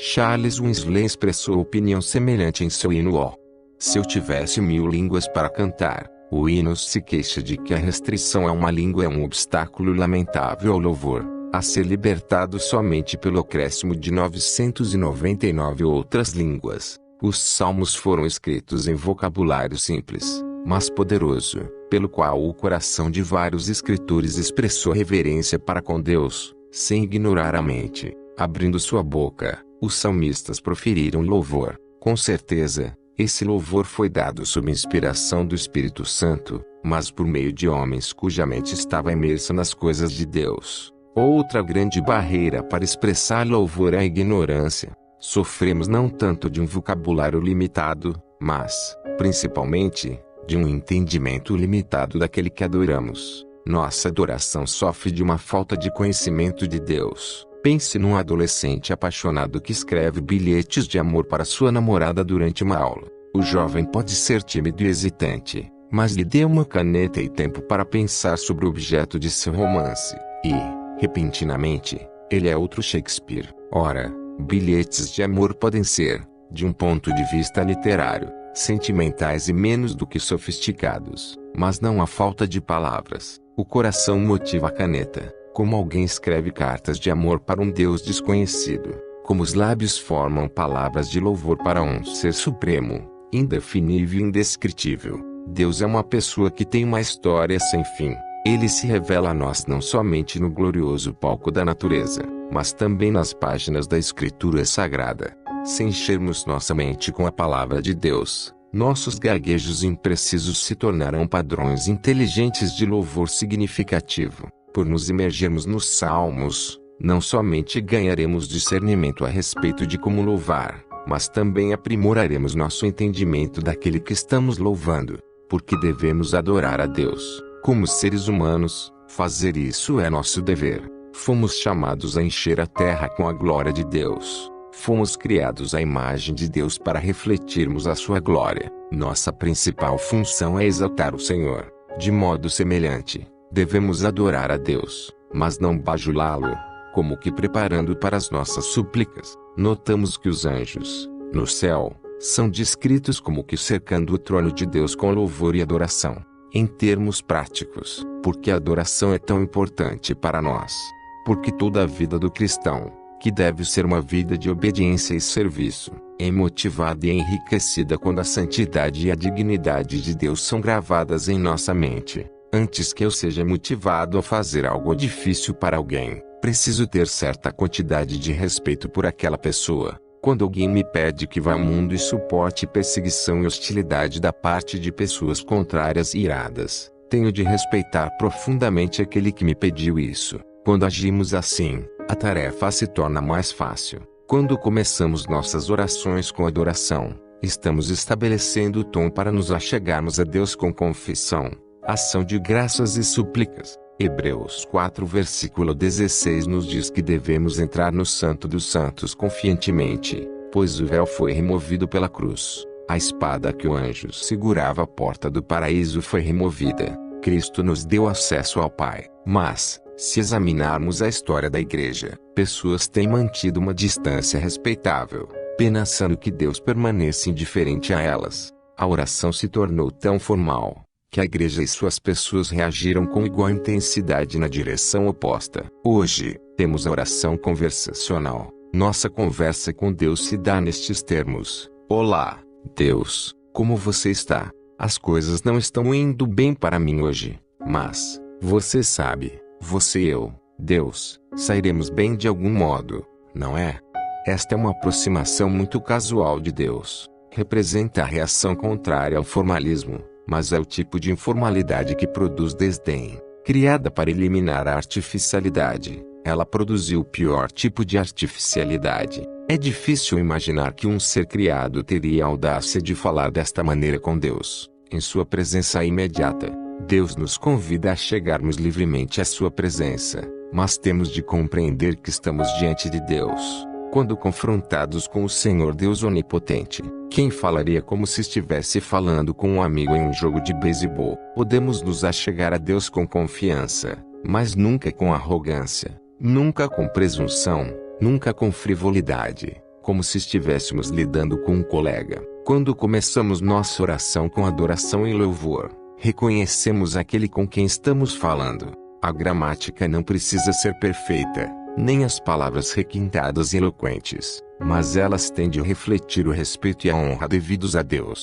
Há um sentido em que a adoração nos introduz no modo pelo qual confessamos nossos pecados, expressamos nossos agradecimentos e fazemos nossas súplicas. Vários livros recentes querem que creiamos que tudo o que devemos fazer é seguir certos passos, e Deus nos dará o que quer que peçamos. Os autores dizem, em essência, siga este procedimento ou use estas palavras específicas e tenha certeza de que Deus cederá aos seus pedidos. Isso não é oração, é mágica. São artifícios tensionados a manipular o Deus soberano. Mas quem ora desta maneira esquece aquele com quem ele está falando. O Deus soberano não pode ser manipulado, porque conhece os corações de todos que oram a ele. A verdadeira oração pressupõe uma atitude de submissão humilde e adoração ao Deus Todo-Poderoso. Confissão. Depois de expressarmos adoração, temos de achegar-nos a Deus com corações de confissão. Não temos qualquer direito de estar diante dele,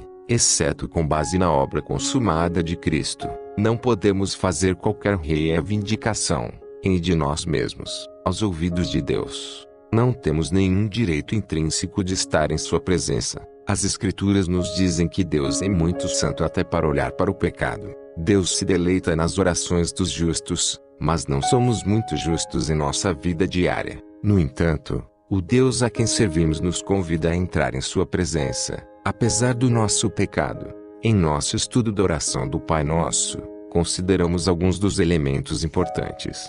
Como a oração modelo sugere, a confissão deve ser uma parte normal de nossa conversa com Deus. A confissão não é um assunto frívolo com o qual nos envolvemos somente em ocasiões oportunas e certas datas durante o ano. A confissão deve ser uma atividade diária para o cristão, cuja peregrinação é caracterizada, em sua inteireza, pelo espírito de arrependimento. A principal razão por que a confissão tem de ser feita diariamente é que nossos pecados contra as leis de Deus são cometidos todos os dias. Fazemos coisas que não devemos e deixamos de fazer aquelas coisas que Deus nos manda fazer. Temos uma dívida diária perante Deus. Consequentemente, nossas orações diárias têm de incluir atos genuínos de confissão.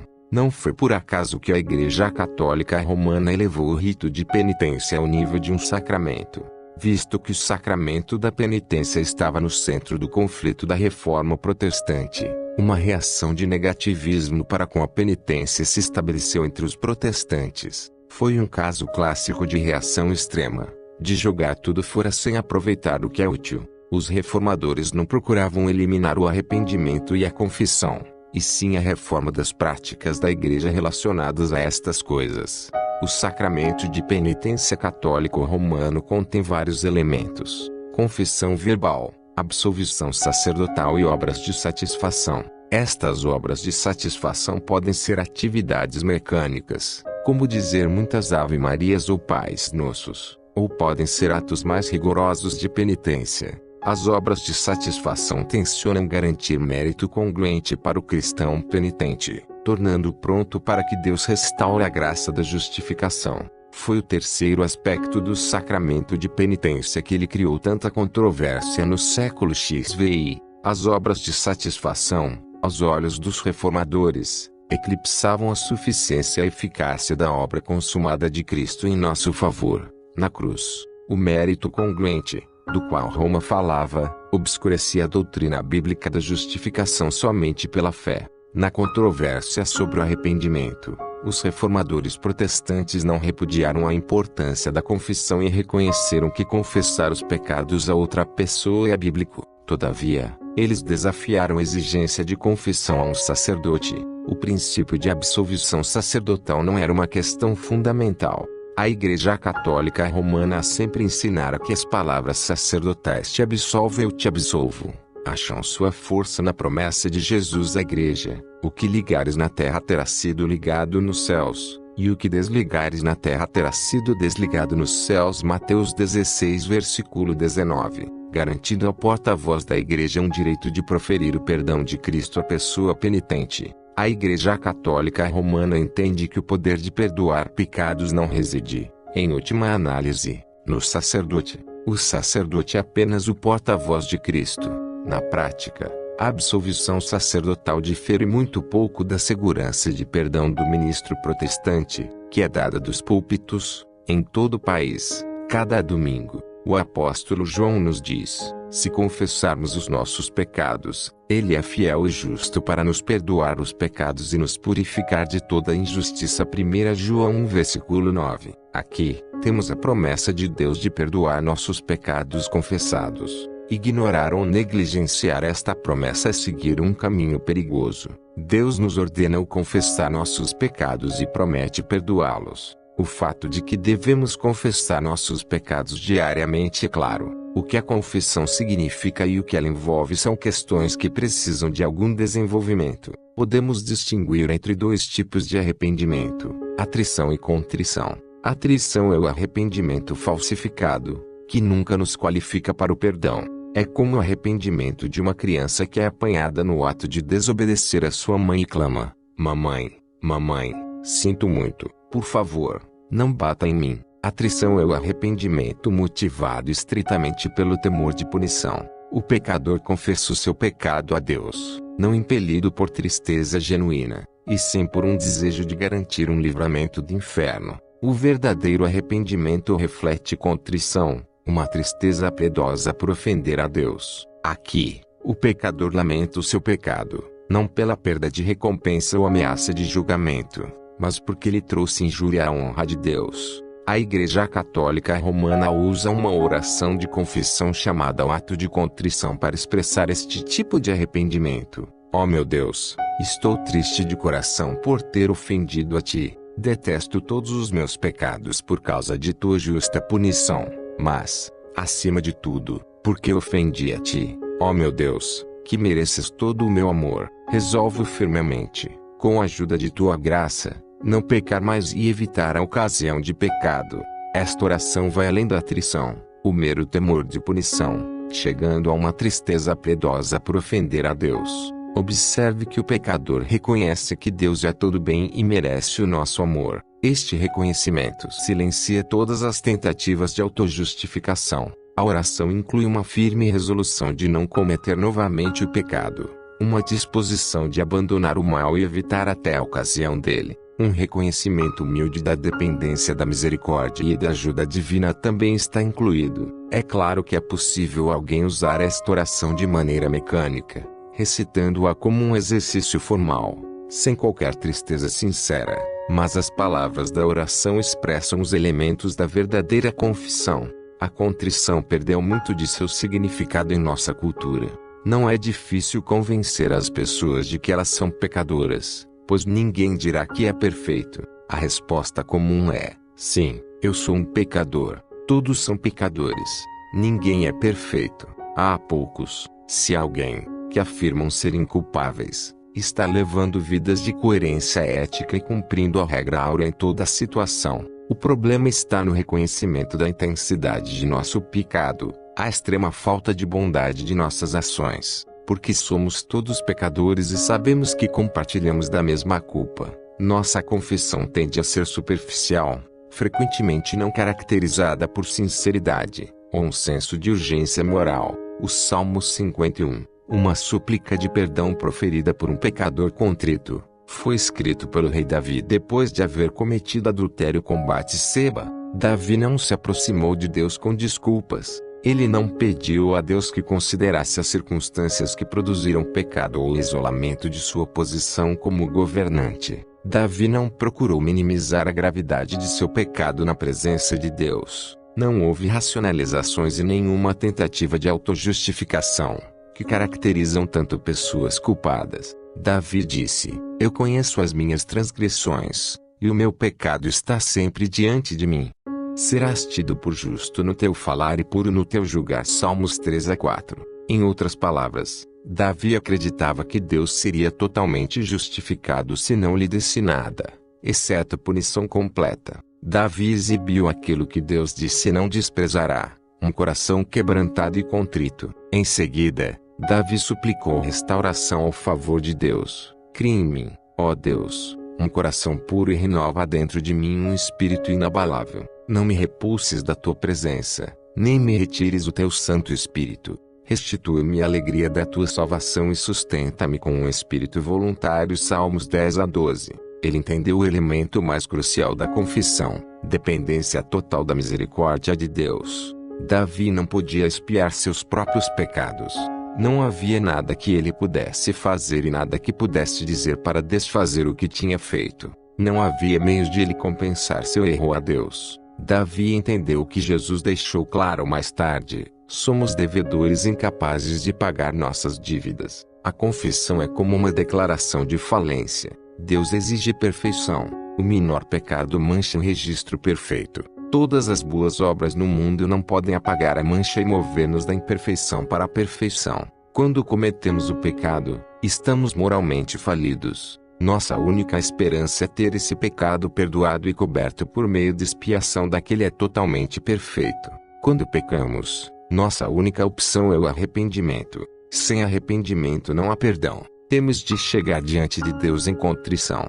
Davi o expressou desta maneira: não te comprases em sacrifícios. Sacrifícios agradáveis a Deus são o espírito quebrantado, coração compungido e contrito. Não desprezarás.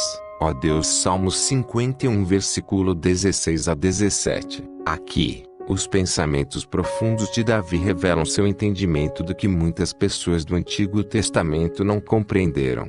A oferta de sacrifícios no templo não obtinha mérito para o pecador. Os sacrifícios apontavam para além deles mesmos, para o sacrifício perfeito. A expiação perfeita foi oferecida pelo Cordeiro perfeito e sem mancha. O sangue de touros e de bodes não remove o pecado. O sangue de Jesus o remove. Para nos aproveitarmos da expiação de Cristo e obtermos essa cobertura, precisamos achegar-nos a Deus com quebrantamento e contrição. Os verdadeiros sacrifícios para Deus são um coração quebrantado e um espírito contrito. Havia um importante elemento de surpresa na experiência de perdão de Davi. Ele havia rogado a Deus que purificasse o seu pecado e o tornasse limpo. Em certo sentido, o perdão nunca deve ser uma surpresa. Nunca devemos ficar surpresos quando Deus cumpre sua palavra de perdoar aqueles que confessam seus pecados. Deus cumpre suas promessas, o homem não. Deus é o elaborador da aliança, nós somos os transgressores da aliança. Considerando a questão à luz de outra perspectiva, devemos ficar surpresos toda vez que experimentamos o perdão. Nunca devemos ver a misericórdia e o perdão de Deus como naturais, embora vivamos numa cultura que faz isso. É assustador considerar a facilidade com que vemos a graça de Deus como algo natural. Ocasionalmente, faço estas perguntas a universitários, seminaristas e professores de seminário. Deus está obrigado a ser amoroso. Ele está obrigado a mostrar perdão e graça, repetidas vezes. A resposta deles é afirmativa. Sim, é claro, a natureza de Deus é ser amoroso. Ele é essencialmente um Deus de amor. Se ele não mostrasse amor, não seria Deus. Se Deus é Deus, ele tem de ser misericordioso. Ele tem de ser misericordioso. Se Deus tem de ser misericordioso, então sua misericórdia não é mais espontânea ou voluntária, ela se torna obrigatória. Se isso é verdade, ela não é mais misericórdia, e sim justiça. Ninguém pode exigir que Deus seja misericordioso. Quando pensamos que Ele está obrigado a ser misericordioso, uma luz vermelha deveria brilhar em nosso cérebro, indicando que não estamos mais pensando em misericórdia, e sim em justiça. Precisamos fazer mais do que cantar graça admirável. Precisamos ficar constantemente admirados com a graça. A ação de graças tem de ser uma parte integral da oração. Deve estar ligada inseparavelmente às nossas petições de súplica. As Escrituras nos mandam que nos acheguemos a Deus e lhe apresentemos todas as nossas petições com ações de graças. A ação de graças é um reconhecimento de Deus e de seus benefícios. Em Salmos 103 versículo 2, Davi afirma: bendize, ó minha alma, ao Senhor, e não te esqueças de nenhum só de seus benefícios. Ingratidão é um problema sério. As Escrituras nos falam muito sobre ela. O não ser grato é uma marca tanto dos pagãos como dos apóstatas. Em Romanos 1 versículo 21, Paulo chama atenção a dois pecados elementares dos pagãos. Ele diz: tendo conhecimento de Deus, não o glorificaram como Deus, nem lhe deram graças. Honra e ação de graças devem ser distinguidos, mas não separados. Deus é honrado por ação de graças e desonrado por sua ausência. Tudo o que temos e tudo o que somos devemos, em última análise, à benevolência de nosso Criador. Desprezá-lo por retermos a gratidão apropriada, exaltar a nós mesmos e aviltá-lo. Os pagãos devem ser distinguidos dos apóstatas. Os pagãos nunca entraram na família da fé. São estranhos à comunidade da aliança. Idolatria e ingratidão os caracterizam. Os apóstatas são pessoas que se unem a uma igreja, se tornam membros da comunidade da aliança visível e, depois, repudiam a igreja, deixando-a em troca de uma vida de satisfação secular. Os apóstatas são pessoas que esquecem, têm memória curta. O encontro de Jesus com os 10 leprosos ilustra a importância da ação de graças. Inúmeros sermões já foram pregados sobre a cura dos 10 leprosos, focalizando a atenção no tema de gratidão. O principal argumento de muitos destes sermões é que Jesus curou 10 leprosos, mas somente um deles ficou grato. A única resposta educada a esse tipo de pregação é chamá-lo o que ela é: absurdo. É inconcebível que um leproso que suportou a terrível miséria que ele enfrentava todos os dias, no mundo antigo, não teria ficado grato por receber cura instantânea daquela doença terrível. Se tivesse sido um dos leprosos, até Adolf Hitler teria ficado grato. A questão-chave da história não é gratidão, e sim ação de graças. Uma coisa é alguém se sentir grato, outra coisa é expressar isso. Os leprosos eram separados da família e dos amigos. Purificação instantânea implicava o livramento do exílio. Podemos imaginá-los delirantemente felizes, apressando-se em ir ao lar, para abraçar a esposa, os filhos e anunciar sua cura. Quem não seria grato? Mas somente um deles adiou seu retorno ao lar e tomou tempo para dar graças. O relato em Lucas 17 diz: um dos 10, vendo que fora curado, voltou, dando glória a Deus em alta voz, e prostrou-se com o rosto em terra aos pés de Jesus, agradecendo-lhe. E este era samaritano. Lucas 17 versículo 15 e 16. Todas as nossas orações devem incluir ação de graças. Como o leproso, temos de parar, voltar e agradecer. Somos tão devedores a Deus que jamais poderemos esgotar nossas oportunidades para expressar gratidão. Esquecer os benefícios de Deus é também a marca do cristão imaturo, aquele que vive por seus sentimentos. Ele é propenso a uma vida espiritual do tipo montanha-russa, movendo-se rapidamente de auges estáticos para depressivos. Nos momentos de auge, ele tem um sentimento exultante da presença de Deus, mas entra em desespero no momento em que sente uma ausência profunda desses sentimentos. Ele vive de bênção em bênção, sofrendo as angústias de uma memória curta. Vive sempre no presente, saboreando o agora, mas perdendo de vista o que Deus fez no passado. Sua obediência e culto são tão fortes quanto a intensidade de sua última recordação de bênção.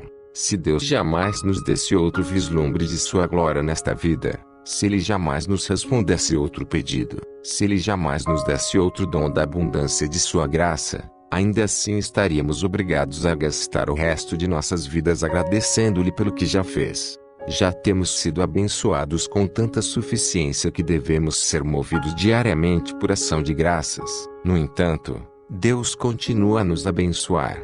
Oração. Alguém disse: com tantas pessoas famintas, pode ser errado eu orar por um tapete para minha sala de estar. Todavia, o Deus que cuida de estômagos vazios do mundo é o mesmo Deus que se interessa por salas de estar vazias. O que é importante para nós talvez seja importante para nosso Pai. Se não temos certeza a respeito da conveniência de nosso pedido, devemos contar isso a Deus. Tiago 1 versículo 5 diz: se, porém, algum de vós necessita de sabedoria, peça a Deus, que a todos dá liberalmente e nada lhes impropera, e ser-lhe-á concedida. A expressão grega traduzida por nada impropera significa, literalmente, sem lançar de volta em sua face. Não precisamos temer a reprovação de Deus, contanto que estejamos buscando sinceramente sua vontade em determinada situação. Nada é grande demais ou pequeno demais diante de Deus em oração, desde que não seja algo que temos certeza que é contrário à vontade expressa de Deus, manifestada com clareza em sua palavra. Obviamente, seria muito inapropriado pedir a Deus que nos torne ladrões competentes. Não podemos tentar a Deus, como fez o homem que revelou, durante uma entrevista em um programa nacional de televisão, que tinha feito um pacto com Deus. O homem declarou que tinha prometido a Deus que, se ele o abençoasse com 2 bordéis, ele o serviria pelo resto de sua vida. E se as nossas orações parecem não ser respondidas, às vezes, nos sentimos como se faltasse às nossas orações o poder de ir além do teto. É como se as nossas petições caíssem em ouvidos surdos, e Deus permanecesse quieto e desinteressado por nosso apelo fervoroso, porque estes sentimentos nos assombram. Há várias razões por que ficamos às vezes frustrados em oração. Veremos as mais importantes. 1. Oramos por generalidades vagas. Quando todas as nossas orações são vagas ou universais em escopo, é difícil experimentarmos a alegria que acompanha as respostas claras e óbvias de oração. Se pedirmos a Deus que abençoe todas as pessoas do mundo ou perdoe todas as pessoas de nossa cidade, dificilmente veremos a resposta da oração de maneira concreta. Ter um escopo de interesse amplo em nossa oração não é errado, mas, se toda oração for geral, nenhuma oração terá aplicação concreta e específica.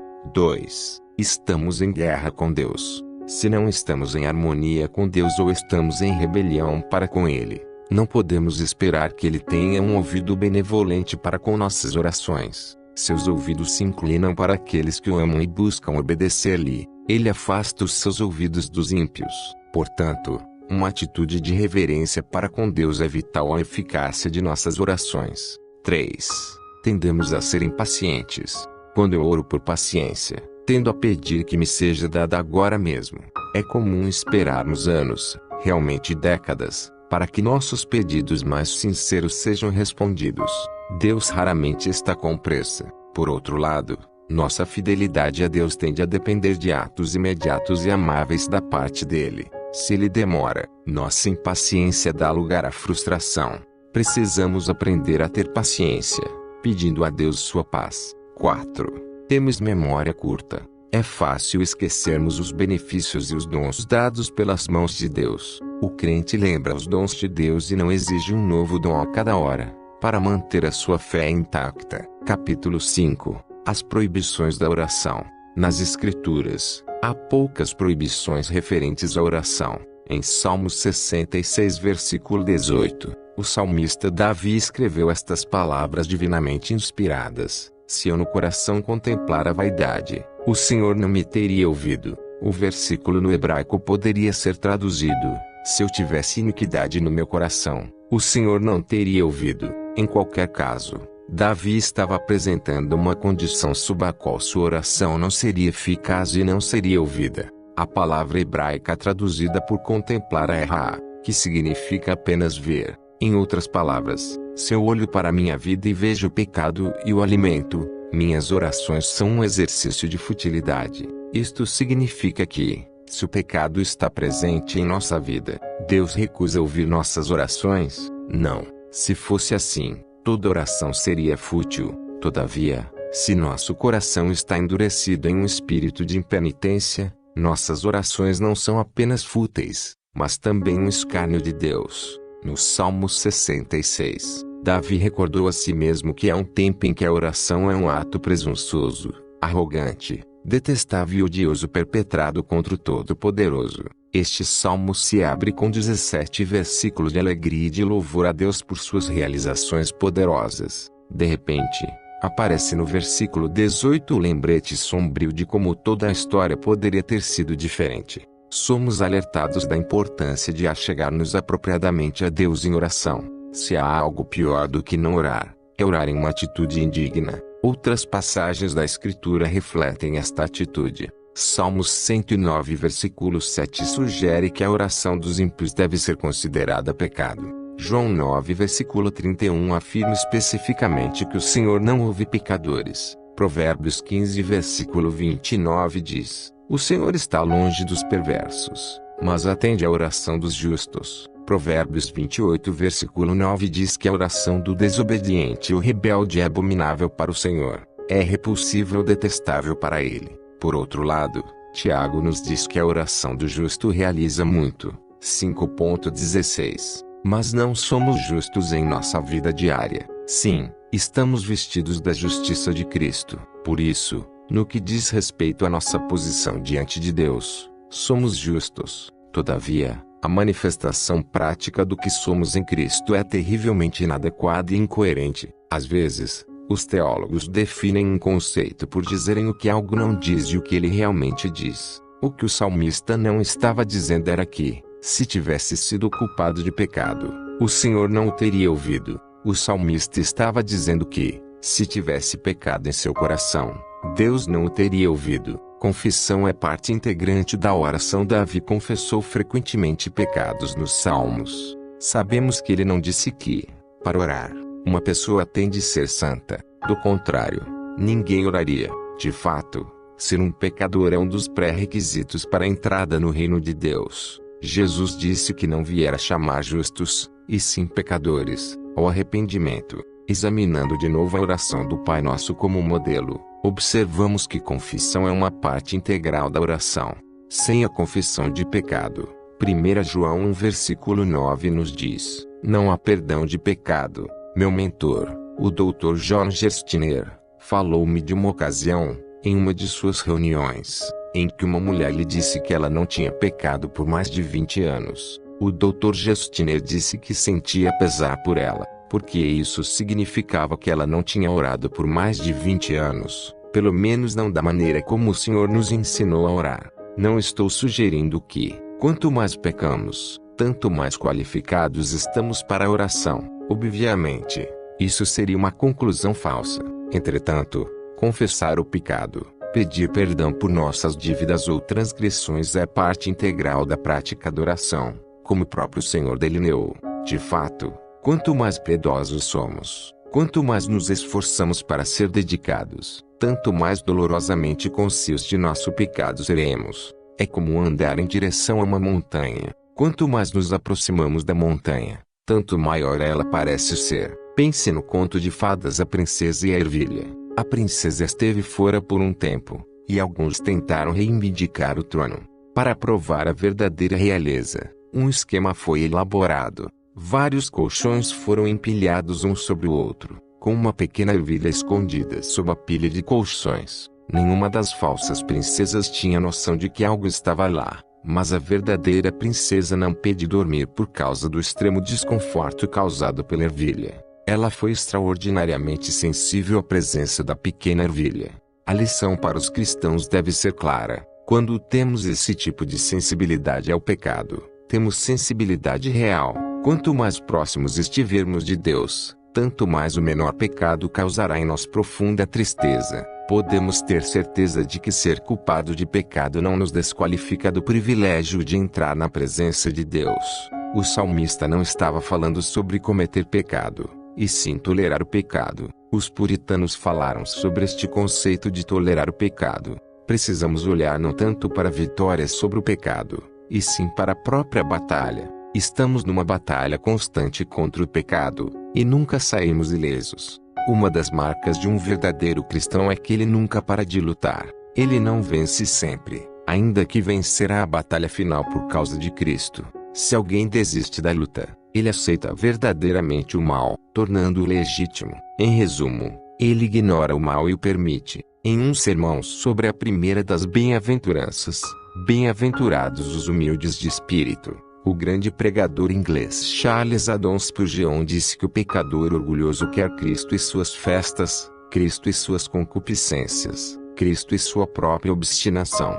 Aquele que é verdadeiramente humilde de espírito quer somente a Cristo, e fará qualquer coisa, e dará qualquer coisa para tê-lo. Isto é que o Salmo 66 está sugerindo. A própria ideia de uma pessoa tentar orar enquanto nutre algum pecado, enquanto se apega ao pecado que ele não está disposto a render ao senhorio de Cristo, lança dúvidas sobre a validade da filiação dessa pessoa. Não permitindo obstáculos, as Escrituras citam outras aplicações práticas deste conceito. Em 1 Pedro 3 versículo 7, lemos: Maridos, vós, igualmente, vivei a vida comum do lar, com discernimento, e, tendo consideração para com a vossa mulher como parte mais frágil, tratai-a com dignidade, porque sois, juntamente, herdeiros da mesma graça de vida, para que não se interrompam as vossas orações. A palavra grega traduzida por se interrompam é kepto, que significa, literalmente, cortar. Se não tratamos da discórdia no relacionamento conjugal, as orações são cortadas. Isto ecoa a advertência inicial do Salmo 66. Um segundo exemplo se acha em Mateus 5 versículo 23 a 24. Se, pois, ao trazeres ao altar a tua oferta, ali te lembrares de que teu irmão tem alguma coisa contra ti, deixa perante o altar a tua oferta, vai primeiro reconciliar-te com teu irmão, e, então, voltando, faz a tua oferta. Nesta passagem, Jesus está dizendo que, se há conflitos não resolvidos em nossa vida, nossa adoração está maculada. Ele está estabelecendo prioridades. Primeiro, devemos cuidar daquelas coisas que exigem atenção. Depois, podemos oferecer nossa adoração. Embora a passagem não fale especificamente de oração, o princípio de acertar as coisas é constante. Quando fazemos pedidos a Deus com pecado não confessado, e não purificado, em nosso coração, Somos como um universitário irado que confrontou seu professor sobre uma nota baixa. O professor ouviu educadamente as frustrações do aluno, mas comentou que, em sua estimativa profissional honesta, o aluno receberá a nota que merecia. O aluno argumentou que não somente ele, mas também vários outros na classe, sentiram que a nota fora injusta. O professor, com curiosidade compreensível, perguntou o que eles achavam deveria ser feito. O aluno explicou: eles decidiram que devem atirar em você, mas há um pequeno problema. Nenhum deles tem um revólver. O professor suspirou de alívio e expressou seu mais profundo sentimento de tristeza pela triste condição destes alunos. Mas você tem um revólver, o jovem disse. Este aluno teve a ousadia de perguntar ao gentil professor se ele não emprestaria seu revólver para que os alunos atirassem nele. De maneira semelhantemente audaciosa, se vemos a iniquidade em nossa vida e abrigamos no coração quando oramos, estamos pedindo a Deus a força de que precisamos para amaldiçoá-lo. Estamos pedindo a Deus mais forças para desobedecê-lo ainda mais. Assim como o professor não estava disposto a emprestar seu revólver para aqueles que desejavam matá-lo, Deus não está disposto a honrar nossos pedidos resultantes de corações pecaminosos. Capítulo 6. O poder da oração. Somos motivados pela litania da fé que achamos em Hebreus 11. Ali temos a lista de chamada da fé, que cataloga os atos heróicos de homens e mulheres bíblicos de fé. Seus atos são resumidos parcialmente nos versículos 33 e 34, os quais, por meio da fé, subjugaram reinos, praticaram a justiça, obtiveram promessas, fecharam a boca de leões, extinguiram a violência do fogo, escaparam ao fio da espada, da fraqueza tiraram força, fitraços eram-se poderosos em guerra, puseram em fuga exércitos de estrangeiros. As Escrituras não nos apresentam um catálogo semelhante dos heróis de oração, mas essa lista poderia ser compilada facilmente, seguindo o mesmo formato usado pelo autor de Hebreus. Examinemos uma lista parcial das realizações da oração. Pela oração, o coração de Esaú foi mudado para com Jacó, para que se encontrassem de maneira amigável e não hostil. Gênesis 32. Pela oração de Moisés, Deus trouxe as pragas sobre o Egito e, depois, as removeu. Êxodo 7-11. Pela oração, Josué fez o sol deter-se. Josué 10. Pela oração, quando Sansão estava prestes a morrer de sede, Deus fez brotar água de uma cavidade para o sustento de Sansão. Juízes 15. Pela oração, a força de Sansão foi restaurada. Ele derrubou o templo de Dagom sobre os filisteus, de modo que foram mais os que matou na sua morte do que os que matara na sua vida. Juízes 16. Pela oração, Elias reteve as chuvas por 3 anos e meio. Depois, pela oração, ele fez chover de novo em Reis 17-18. Pela oração de Ezequias, Deus enviou um anjo e matou, em uma noite, 185.000 homens do exército de Senaqueribe. 2 Reis 19. Pela oração de Asa, Deus confundiu o exército de Zera. 2 Crônicas 14. Faltaria tempo para eu falar de Abraão, que orou por um filho e o recebeu na idade de 100 anos, de Moisés, que recebeu ajuda no Mar Vermelho, dos israelitas, que foram libertados do Egito depois de muita oração, de Davi, que, por oração, escapou da traição de Saul, de Salomão, que recebeu grande sabedoria como resultado de oração, e de Daniel, que foi capaz de interpretar os sonhos depois de orar. Pessoas foram libertadas de perigos, curadas de enfermidades, viram a cura de seus amados e testemunharam inúmeros milagres como resultado de oração fervorosa. Tiago compreendeu bem isso quando escreveu que a oração eficaz de um justo pode fazer muito. 5.16. Condições das promessas. O poder da oração não é automático nem mágico. Há condições vinculadas às promessas da Bíblia concernentes à oração. Às vezes, Jesus usou um tipo de taquigrafia, apresentando breves aforismos sobre a oração para encorajar seu povo a praticar a oração. Lembramos afirmações como: pedi, e dar-se-vos-á, buscai e achareis, batei, e abrir-se-vos-á. Mateus 7 versículo 7. Se 2 dentre vós, sobre a terra, concordarem a respeito de qualquer coisa que, porventura, pedirem, ser-lhes-á concedida por meu Pai, que está nos céus. Mateus 18 versículo 19. Tudo quanto pedirdes em oração, crendo, recebereis. Mateus 21 versículo 22. Afirmações sucintas como essas têm provocado teorias bizarras sobre a oração. Elas surgem quando pessoas isolam estas passagens de tudo mais que Jesus e a Bíblia dizem sobre a oração. Distorções também são abundantes quando nos aproximamos destes aforismos de maneira simplista. Considere a afirmação sobre duas pessoas que concordam em um assunto. Não seria difícil achar dois cristãos que concordam em que livrar o mundo de guerras ou do câncer é uma boa ideia. No entanto, a oração deles quanto a este assunto não realizaria automaticamente o seu desejo. A palavra de Deus indica que guerras e doenças estarão no mundo até ao tempo da volta de Cristo. Esperar a sua total eliminação antes do tempo designado significa assimilar prematuramente as promessas de Deus. Ainda temos de sofrer as assolações do pecado, da doença e da morte. Pedimos a Deus que nos conforte, nos livre, nos cure, mas não podemos exigir estas coisas de maneira total. A ideia de que Deus sempre quer curar tem sido uma distorção destrutiva na comunidade cristã. Os problemas pastorais que resultam disto são enormes. Certa vez fui abordado por um homem que sofria de paralisia cerebral. Sua fé cristã era vibrante, sua atitude era contagiante, com otimismo agradável, e sua produtividade era excepcional. Ele se graduara na universidade com notas elevadas. Sua pergunta a mim foi comovente. Dr. Sproul, você acha que estou possesso de demônios?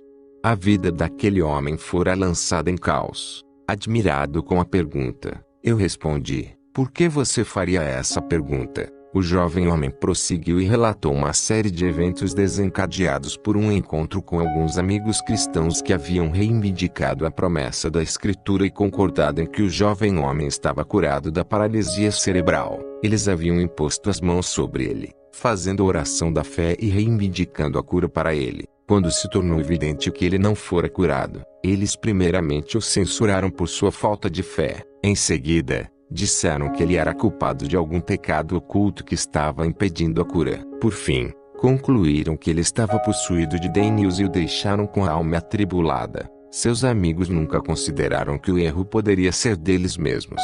Haviam dado a impressão de serem zelosos, cristãos cheios do Espírito. Suas ações revelaram, no melhor, imaturidade e, no pior, arrogância e presunção.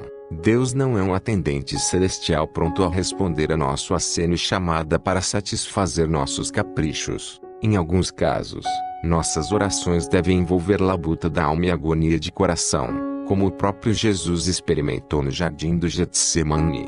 Às vezes, o cristão imaturo sofre desapontamento amargo, não porque Deus falhou em cumprir suas promessas, e sim porque cristãos bem-intencionados fizeram promessas para Deus que Ele nunca autorizou. Os resumos simples que Jesus nos dá têm o propósito de nos encorajar a orar. O padrão parece simples: devemos pedir e receberemos. No entanto, o Novo Testamento expande as condições, dando-nos uma perspectiva mais completa do que está envolvido na oração eficaz. 1. João 9 versículo 31. Sabemos que Deus não atende a pecadores, mas, pelo contrário, se alguém teme a Deus e pratica a sua vontade, a este atende. 2. João 14 versículo 13. Tudo quanto pedirdes em meu nome, isso farei, a fim de que o Pai seja glorificado no Filho. 3. João 15 versículo 7. Se permanecerdes em mim, e as minhas palavras permanecerem em vós, pedireis o que quiserdes, e vos será feito. 4. 1 João 3 versículo 22, aquilo que pedimos dele recebemos, porque guardamos os seus mandamentos e fazemos diante dele o que lhe é agradável. 5. 1 João 5 versículo 14, esta é a confiança que temos para com ele, que, se pedirmos alguma coisa segundo a sua vontade, ele nos ouve. Como estas passagens revelam, no receber o que desejamos de Deus, há mais do que o simples pedir. Crer em Deus não é suficiente. Tem de haver reverência apropriada para com Deus, obediência à sua vontade e uma comunhão permanente com Cristo. O pedido tem de ser feito de acordo com a vontade revelada de Deus e de acordo com sua natureza e caráter.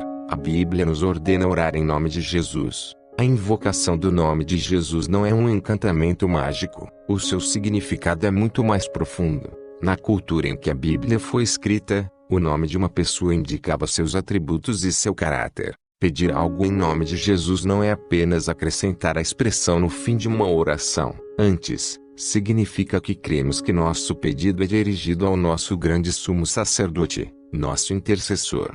Já vimos que há alguns pré-requisitos que temos de seguir quando oramos. Se pedimos algo, temos de confiar em Deus, sabendo que nosso pedido está de acordo com a vontade do Pai e a natureza e o propósito de Cristo. Precisamos ter reverência apropriada para com Deus, bem como a certeza de que estamos obedecendo ao que Ele nos revelou. Temos de manter comunhão contínua, embora imperfeita, com Cristo. Depois que todos os pré-requisitos são satisfeitos, podemos ter confiança de que nossas orações serão respondidas. O fato crucial a notarmos é que, se satisfazemos estes pré-requisitos, não pediremos a Deus alguma coisa que esteja fora de sua vontade. Tiago 4 versículo 3 nos dá outra razão por que nossas orações não são sempre respondidas como desejamos. Esta passagem bíblica nos diz que não temos o que pedimos porque pedimos com motivos impróprios. Pedimos em oração coisas que nos permitam seguir nossos prazeres ímpios. Deus não nos dará aquilo que usaremos mal. Tampouco Ele responderá a pedidos feitos em ignorância, que se comprovariam desastrosos. Moisés é um exemplo excelente. Conforme Êxodo 33 versículo 18, ele orou: rogo-te que me mostres a tua glória. Ele havia falado com Deus. Tinha visto diversos milagres, a sarça ardente, as pragas, a abertura do Mar Vermelho. Mas nessa ocasião Moisés queria algo maior. Deus, aquelas outras coisas foram grandes, mas agora me permita ter tudo. Permita-me ver a sua face. Nos versículos 19 e 20, Deus respondeu: farei passar toda a minha bondade diante de ti e te proclamarei o nome do Senhor. Terei misericórdia de quem eu tiver misericórdia e me compadecerei de quem eu me compadecer. Não me poderás ver a face, porquanto homem nenhum verá minha face e viverá. Deus estava fazendo a Moisés um favor monumental por recusar-se a honrar o seu pedido. Se Deus tivesse concedido a Moisés o seu pedido, isso teria custado a sua vida. Ninguém pode ver a Deus e viver. Moisés deveria ter se regozijado com o fato de que Deus disse não. Outra razão por que não temos as respostas desejadas para as nossas orações talvez seja que oramos por coisas que já temos em Cristo. Em João 4, Jesus falou com uma mulher em um poço. Ele disse à mulher que, se compreendesse com quem ela estava falando, saberia o que pedir. A mesma verdade se aplica a nós. Se conhecêssemos realmente o caráter e a pessoa de Deus e soubéssemos tudo o que Ele nos deu em Cristo, nossa vida de oração seria muito diferente. O poder do intercessor. A oração é a função sacerdotal de levar um pedido a Deus. Nos tempos do Antigo Testamento, havia duas principais classes de mediadores entre Deus e seu povo: os profetas e os sacerdotes. Em palavras simples, o profeta era ordenado por Deus para falar sua palavra divina ao seu povo. O profeta falava ao povo em favor de Deus. No sentido oposto, o sacerdote era ordenado por Deus para ser um porta-voz em favor do povo. O sacerdote falava a Deus em favor do povo. No Novo Testamento, Cristo exerce os ofícios não somente de profeta e sacerdote, mas também de rei. Em seu papel sacerdotal, Cristo fez um sacrifício perfeito, oferecendo uma expiação perfeita de uma vez por todas. Todavia, a cruz não foi o fim do ofício sacerdotal de Cristo. Ele entrou no Santo dos Santos Celestial, onde continua a agir como nosso grande sumo sacerdote. Ali, ele ora por seu povo, intercedendo diante do Pai em nosso favor. O poder das orações de Cristo é imensurável. Pode ser ilustrado não somente por meio dos milagres que ele realizou na terra, mas também por suas orações de intercessão durante seu ministério terreno. Considere os exemplos de Judas e Simão Pedro. Ambos foram discípulos que praticaram atos detestáveis de traição contra Jesus. Em sua hora mais atribulada, Judas se suicidou, enquanto Simão foi restaurado e se tornou a rocha da igreja primitiva em Jerusalém. Por quê? Uma diferença crítica entre estes homens pode ser vista nos anúncios de Jesus a respeito da traição futura deles. A respeito de Judas, Jesus disse: em verdade, Em verdade vos digo que um dentre vós me trairá. João 13 versículo 21. Quando os discípulos lhe pediram que identificasse o traidor, ele respondeu: é aquele a quem eu der o pedaço de pão molhado. Depois, Jesus molhou um pedaço de pão, e o deu a Judas, e disse: o que pretendes fazer, faze-o depressa. Mais tarde naquela noite, em sua grande oração de intercessão, Jesus disse: quando eu estava com eles, guardava-os no teu nome, que me deste, e protegi-os, e nenhum deles se perdeu, exceto o filho da perdição, para que se cumprisse a escritura. João 17 versículo 12. Aqui, Jesus orou a respeito de Judas, e não em favor de Judas, e o chamou de o filho da perdição. No caso da negação de Pedro, Jesus lhe disse: Simão, Simão, eis que Satanás vos reclamou para vos peneirar como trigo. Eu, porém, roguei por ti, para que a tua fé não desfaleça.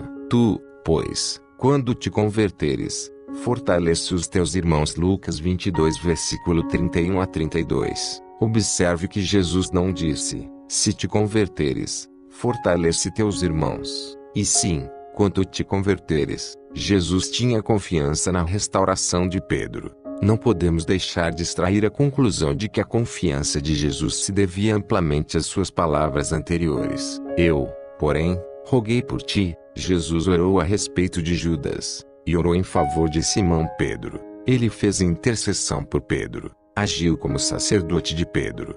Neste exato momento, Cristo está agindo como nosso sumo sacerdote, intercedendo por nós. Esta é a exultante conclusão do autor em Hebreus 4 versículo 14 a 16. Tendo, pois, a Jesus, o Filho de Deus, como grande sumo sacerdote que penetrou os céus, conservemos firmes a nossa confissão, porque não temos sumo sacerdote que não possa compadecer-se das nossas fraquezas. Antes, foi ele tentado em todas as coisas, à nossa semelhança, mas sem pecado. Acheguemo-nos, portanto, confiadamente, junto ao trono da graça, a fim de recebermos misericórdia e acharmos graça para socorro em ocasião oportuna. Que estas palavras se tornem vida para a nossa alma, à medida que nos apropriamos delas. Usando o poder da oração. A oração requer estrutura, mas não às custas da espontaneidade. Procurei dar orientação para evitarmos armadilhas perigosas em nossa peregrinação.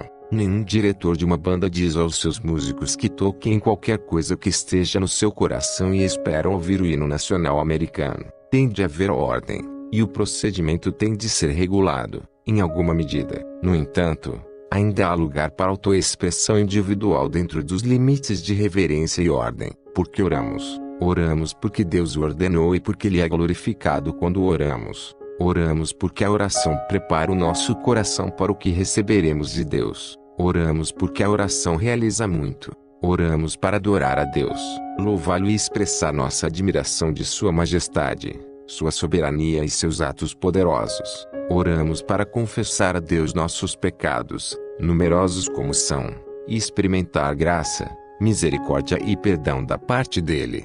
Oramos para agradecer a Deus por tudo que Ele é e tudo o que tem feito. Oramos para tornar-lhe conhecida a nossa súplica e satisfazer o convite que Ele nos faz. Quando oramos, temos de lembrar quem Deus é e quem somos nós diante dele. Temos de lembrar, antes e acima de tudo, que o nome de Deus tem de ser santificado. Temos de lembrar que Ele é a fonte de nossa provisão e que todas as coisas boas procedem dele. Devemos viver de tal modo que tornemos visível o reino de Deus neste mundo. Temos de confessar regularmente nosso pecado, porque esta é uma das marcas mais certas de um cristão. Devemos rogar a Deus que nos proteja do maligno. Temos de lembrar sempre que Deus é Deus e não deve nada a ninguém. Como diz o salmista, Deus tudo faz como lhe agrada. Salmos 115 versículo 3. Somos convidados a chegar-nos a Deus com confiança, mas nunca com arrogância, presunção e leviandade. Eclesiastes 5 versículo 2 nos lembra de que não devemos apressar-nos a pronunciar palavra alguma diante de Deus, porque Deus está nos céus, e tu, na terra. Finalmente, se há um segredo para aprendermos como orar, esse segredo não é diferente de qualquer outro esforço. Para nos tornarmos hábeis em alguma coisa, temos de praticar. Se queremos aprender como orar, então, devemos orar, e continuar a orar.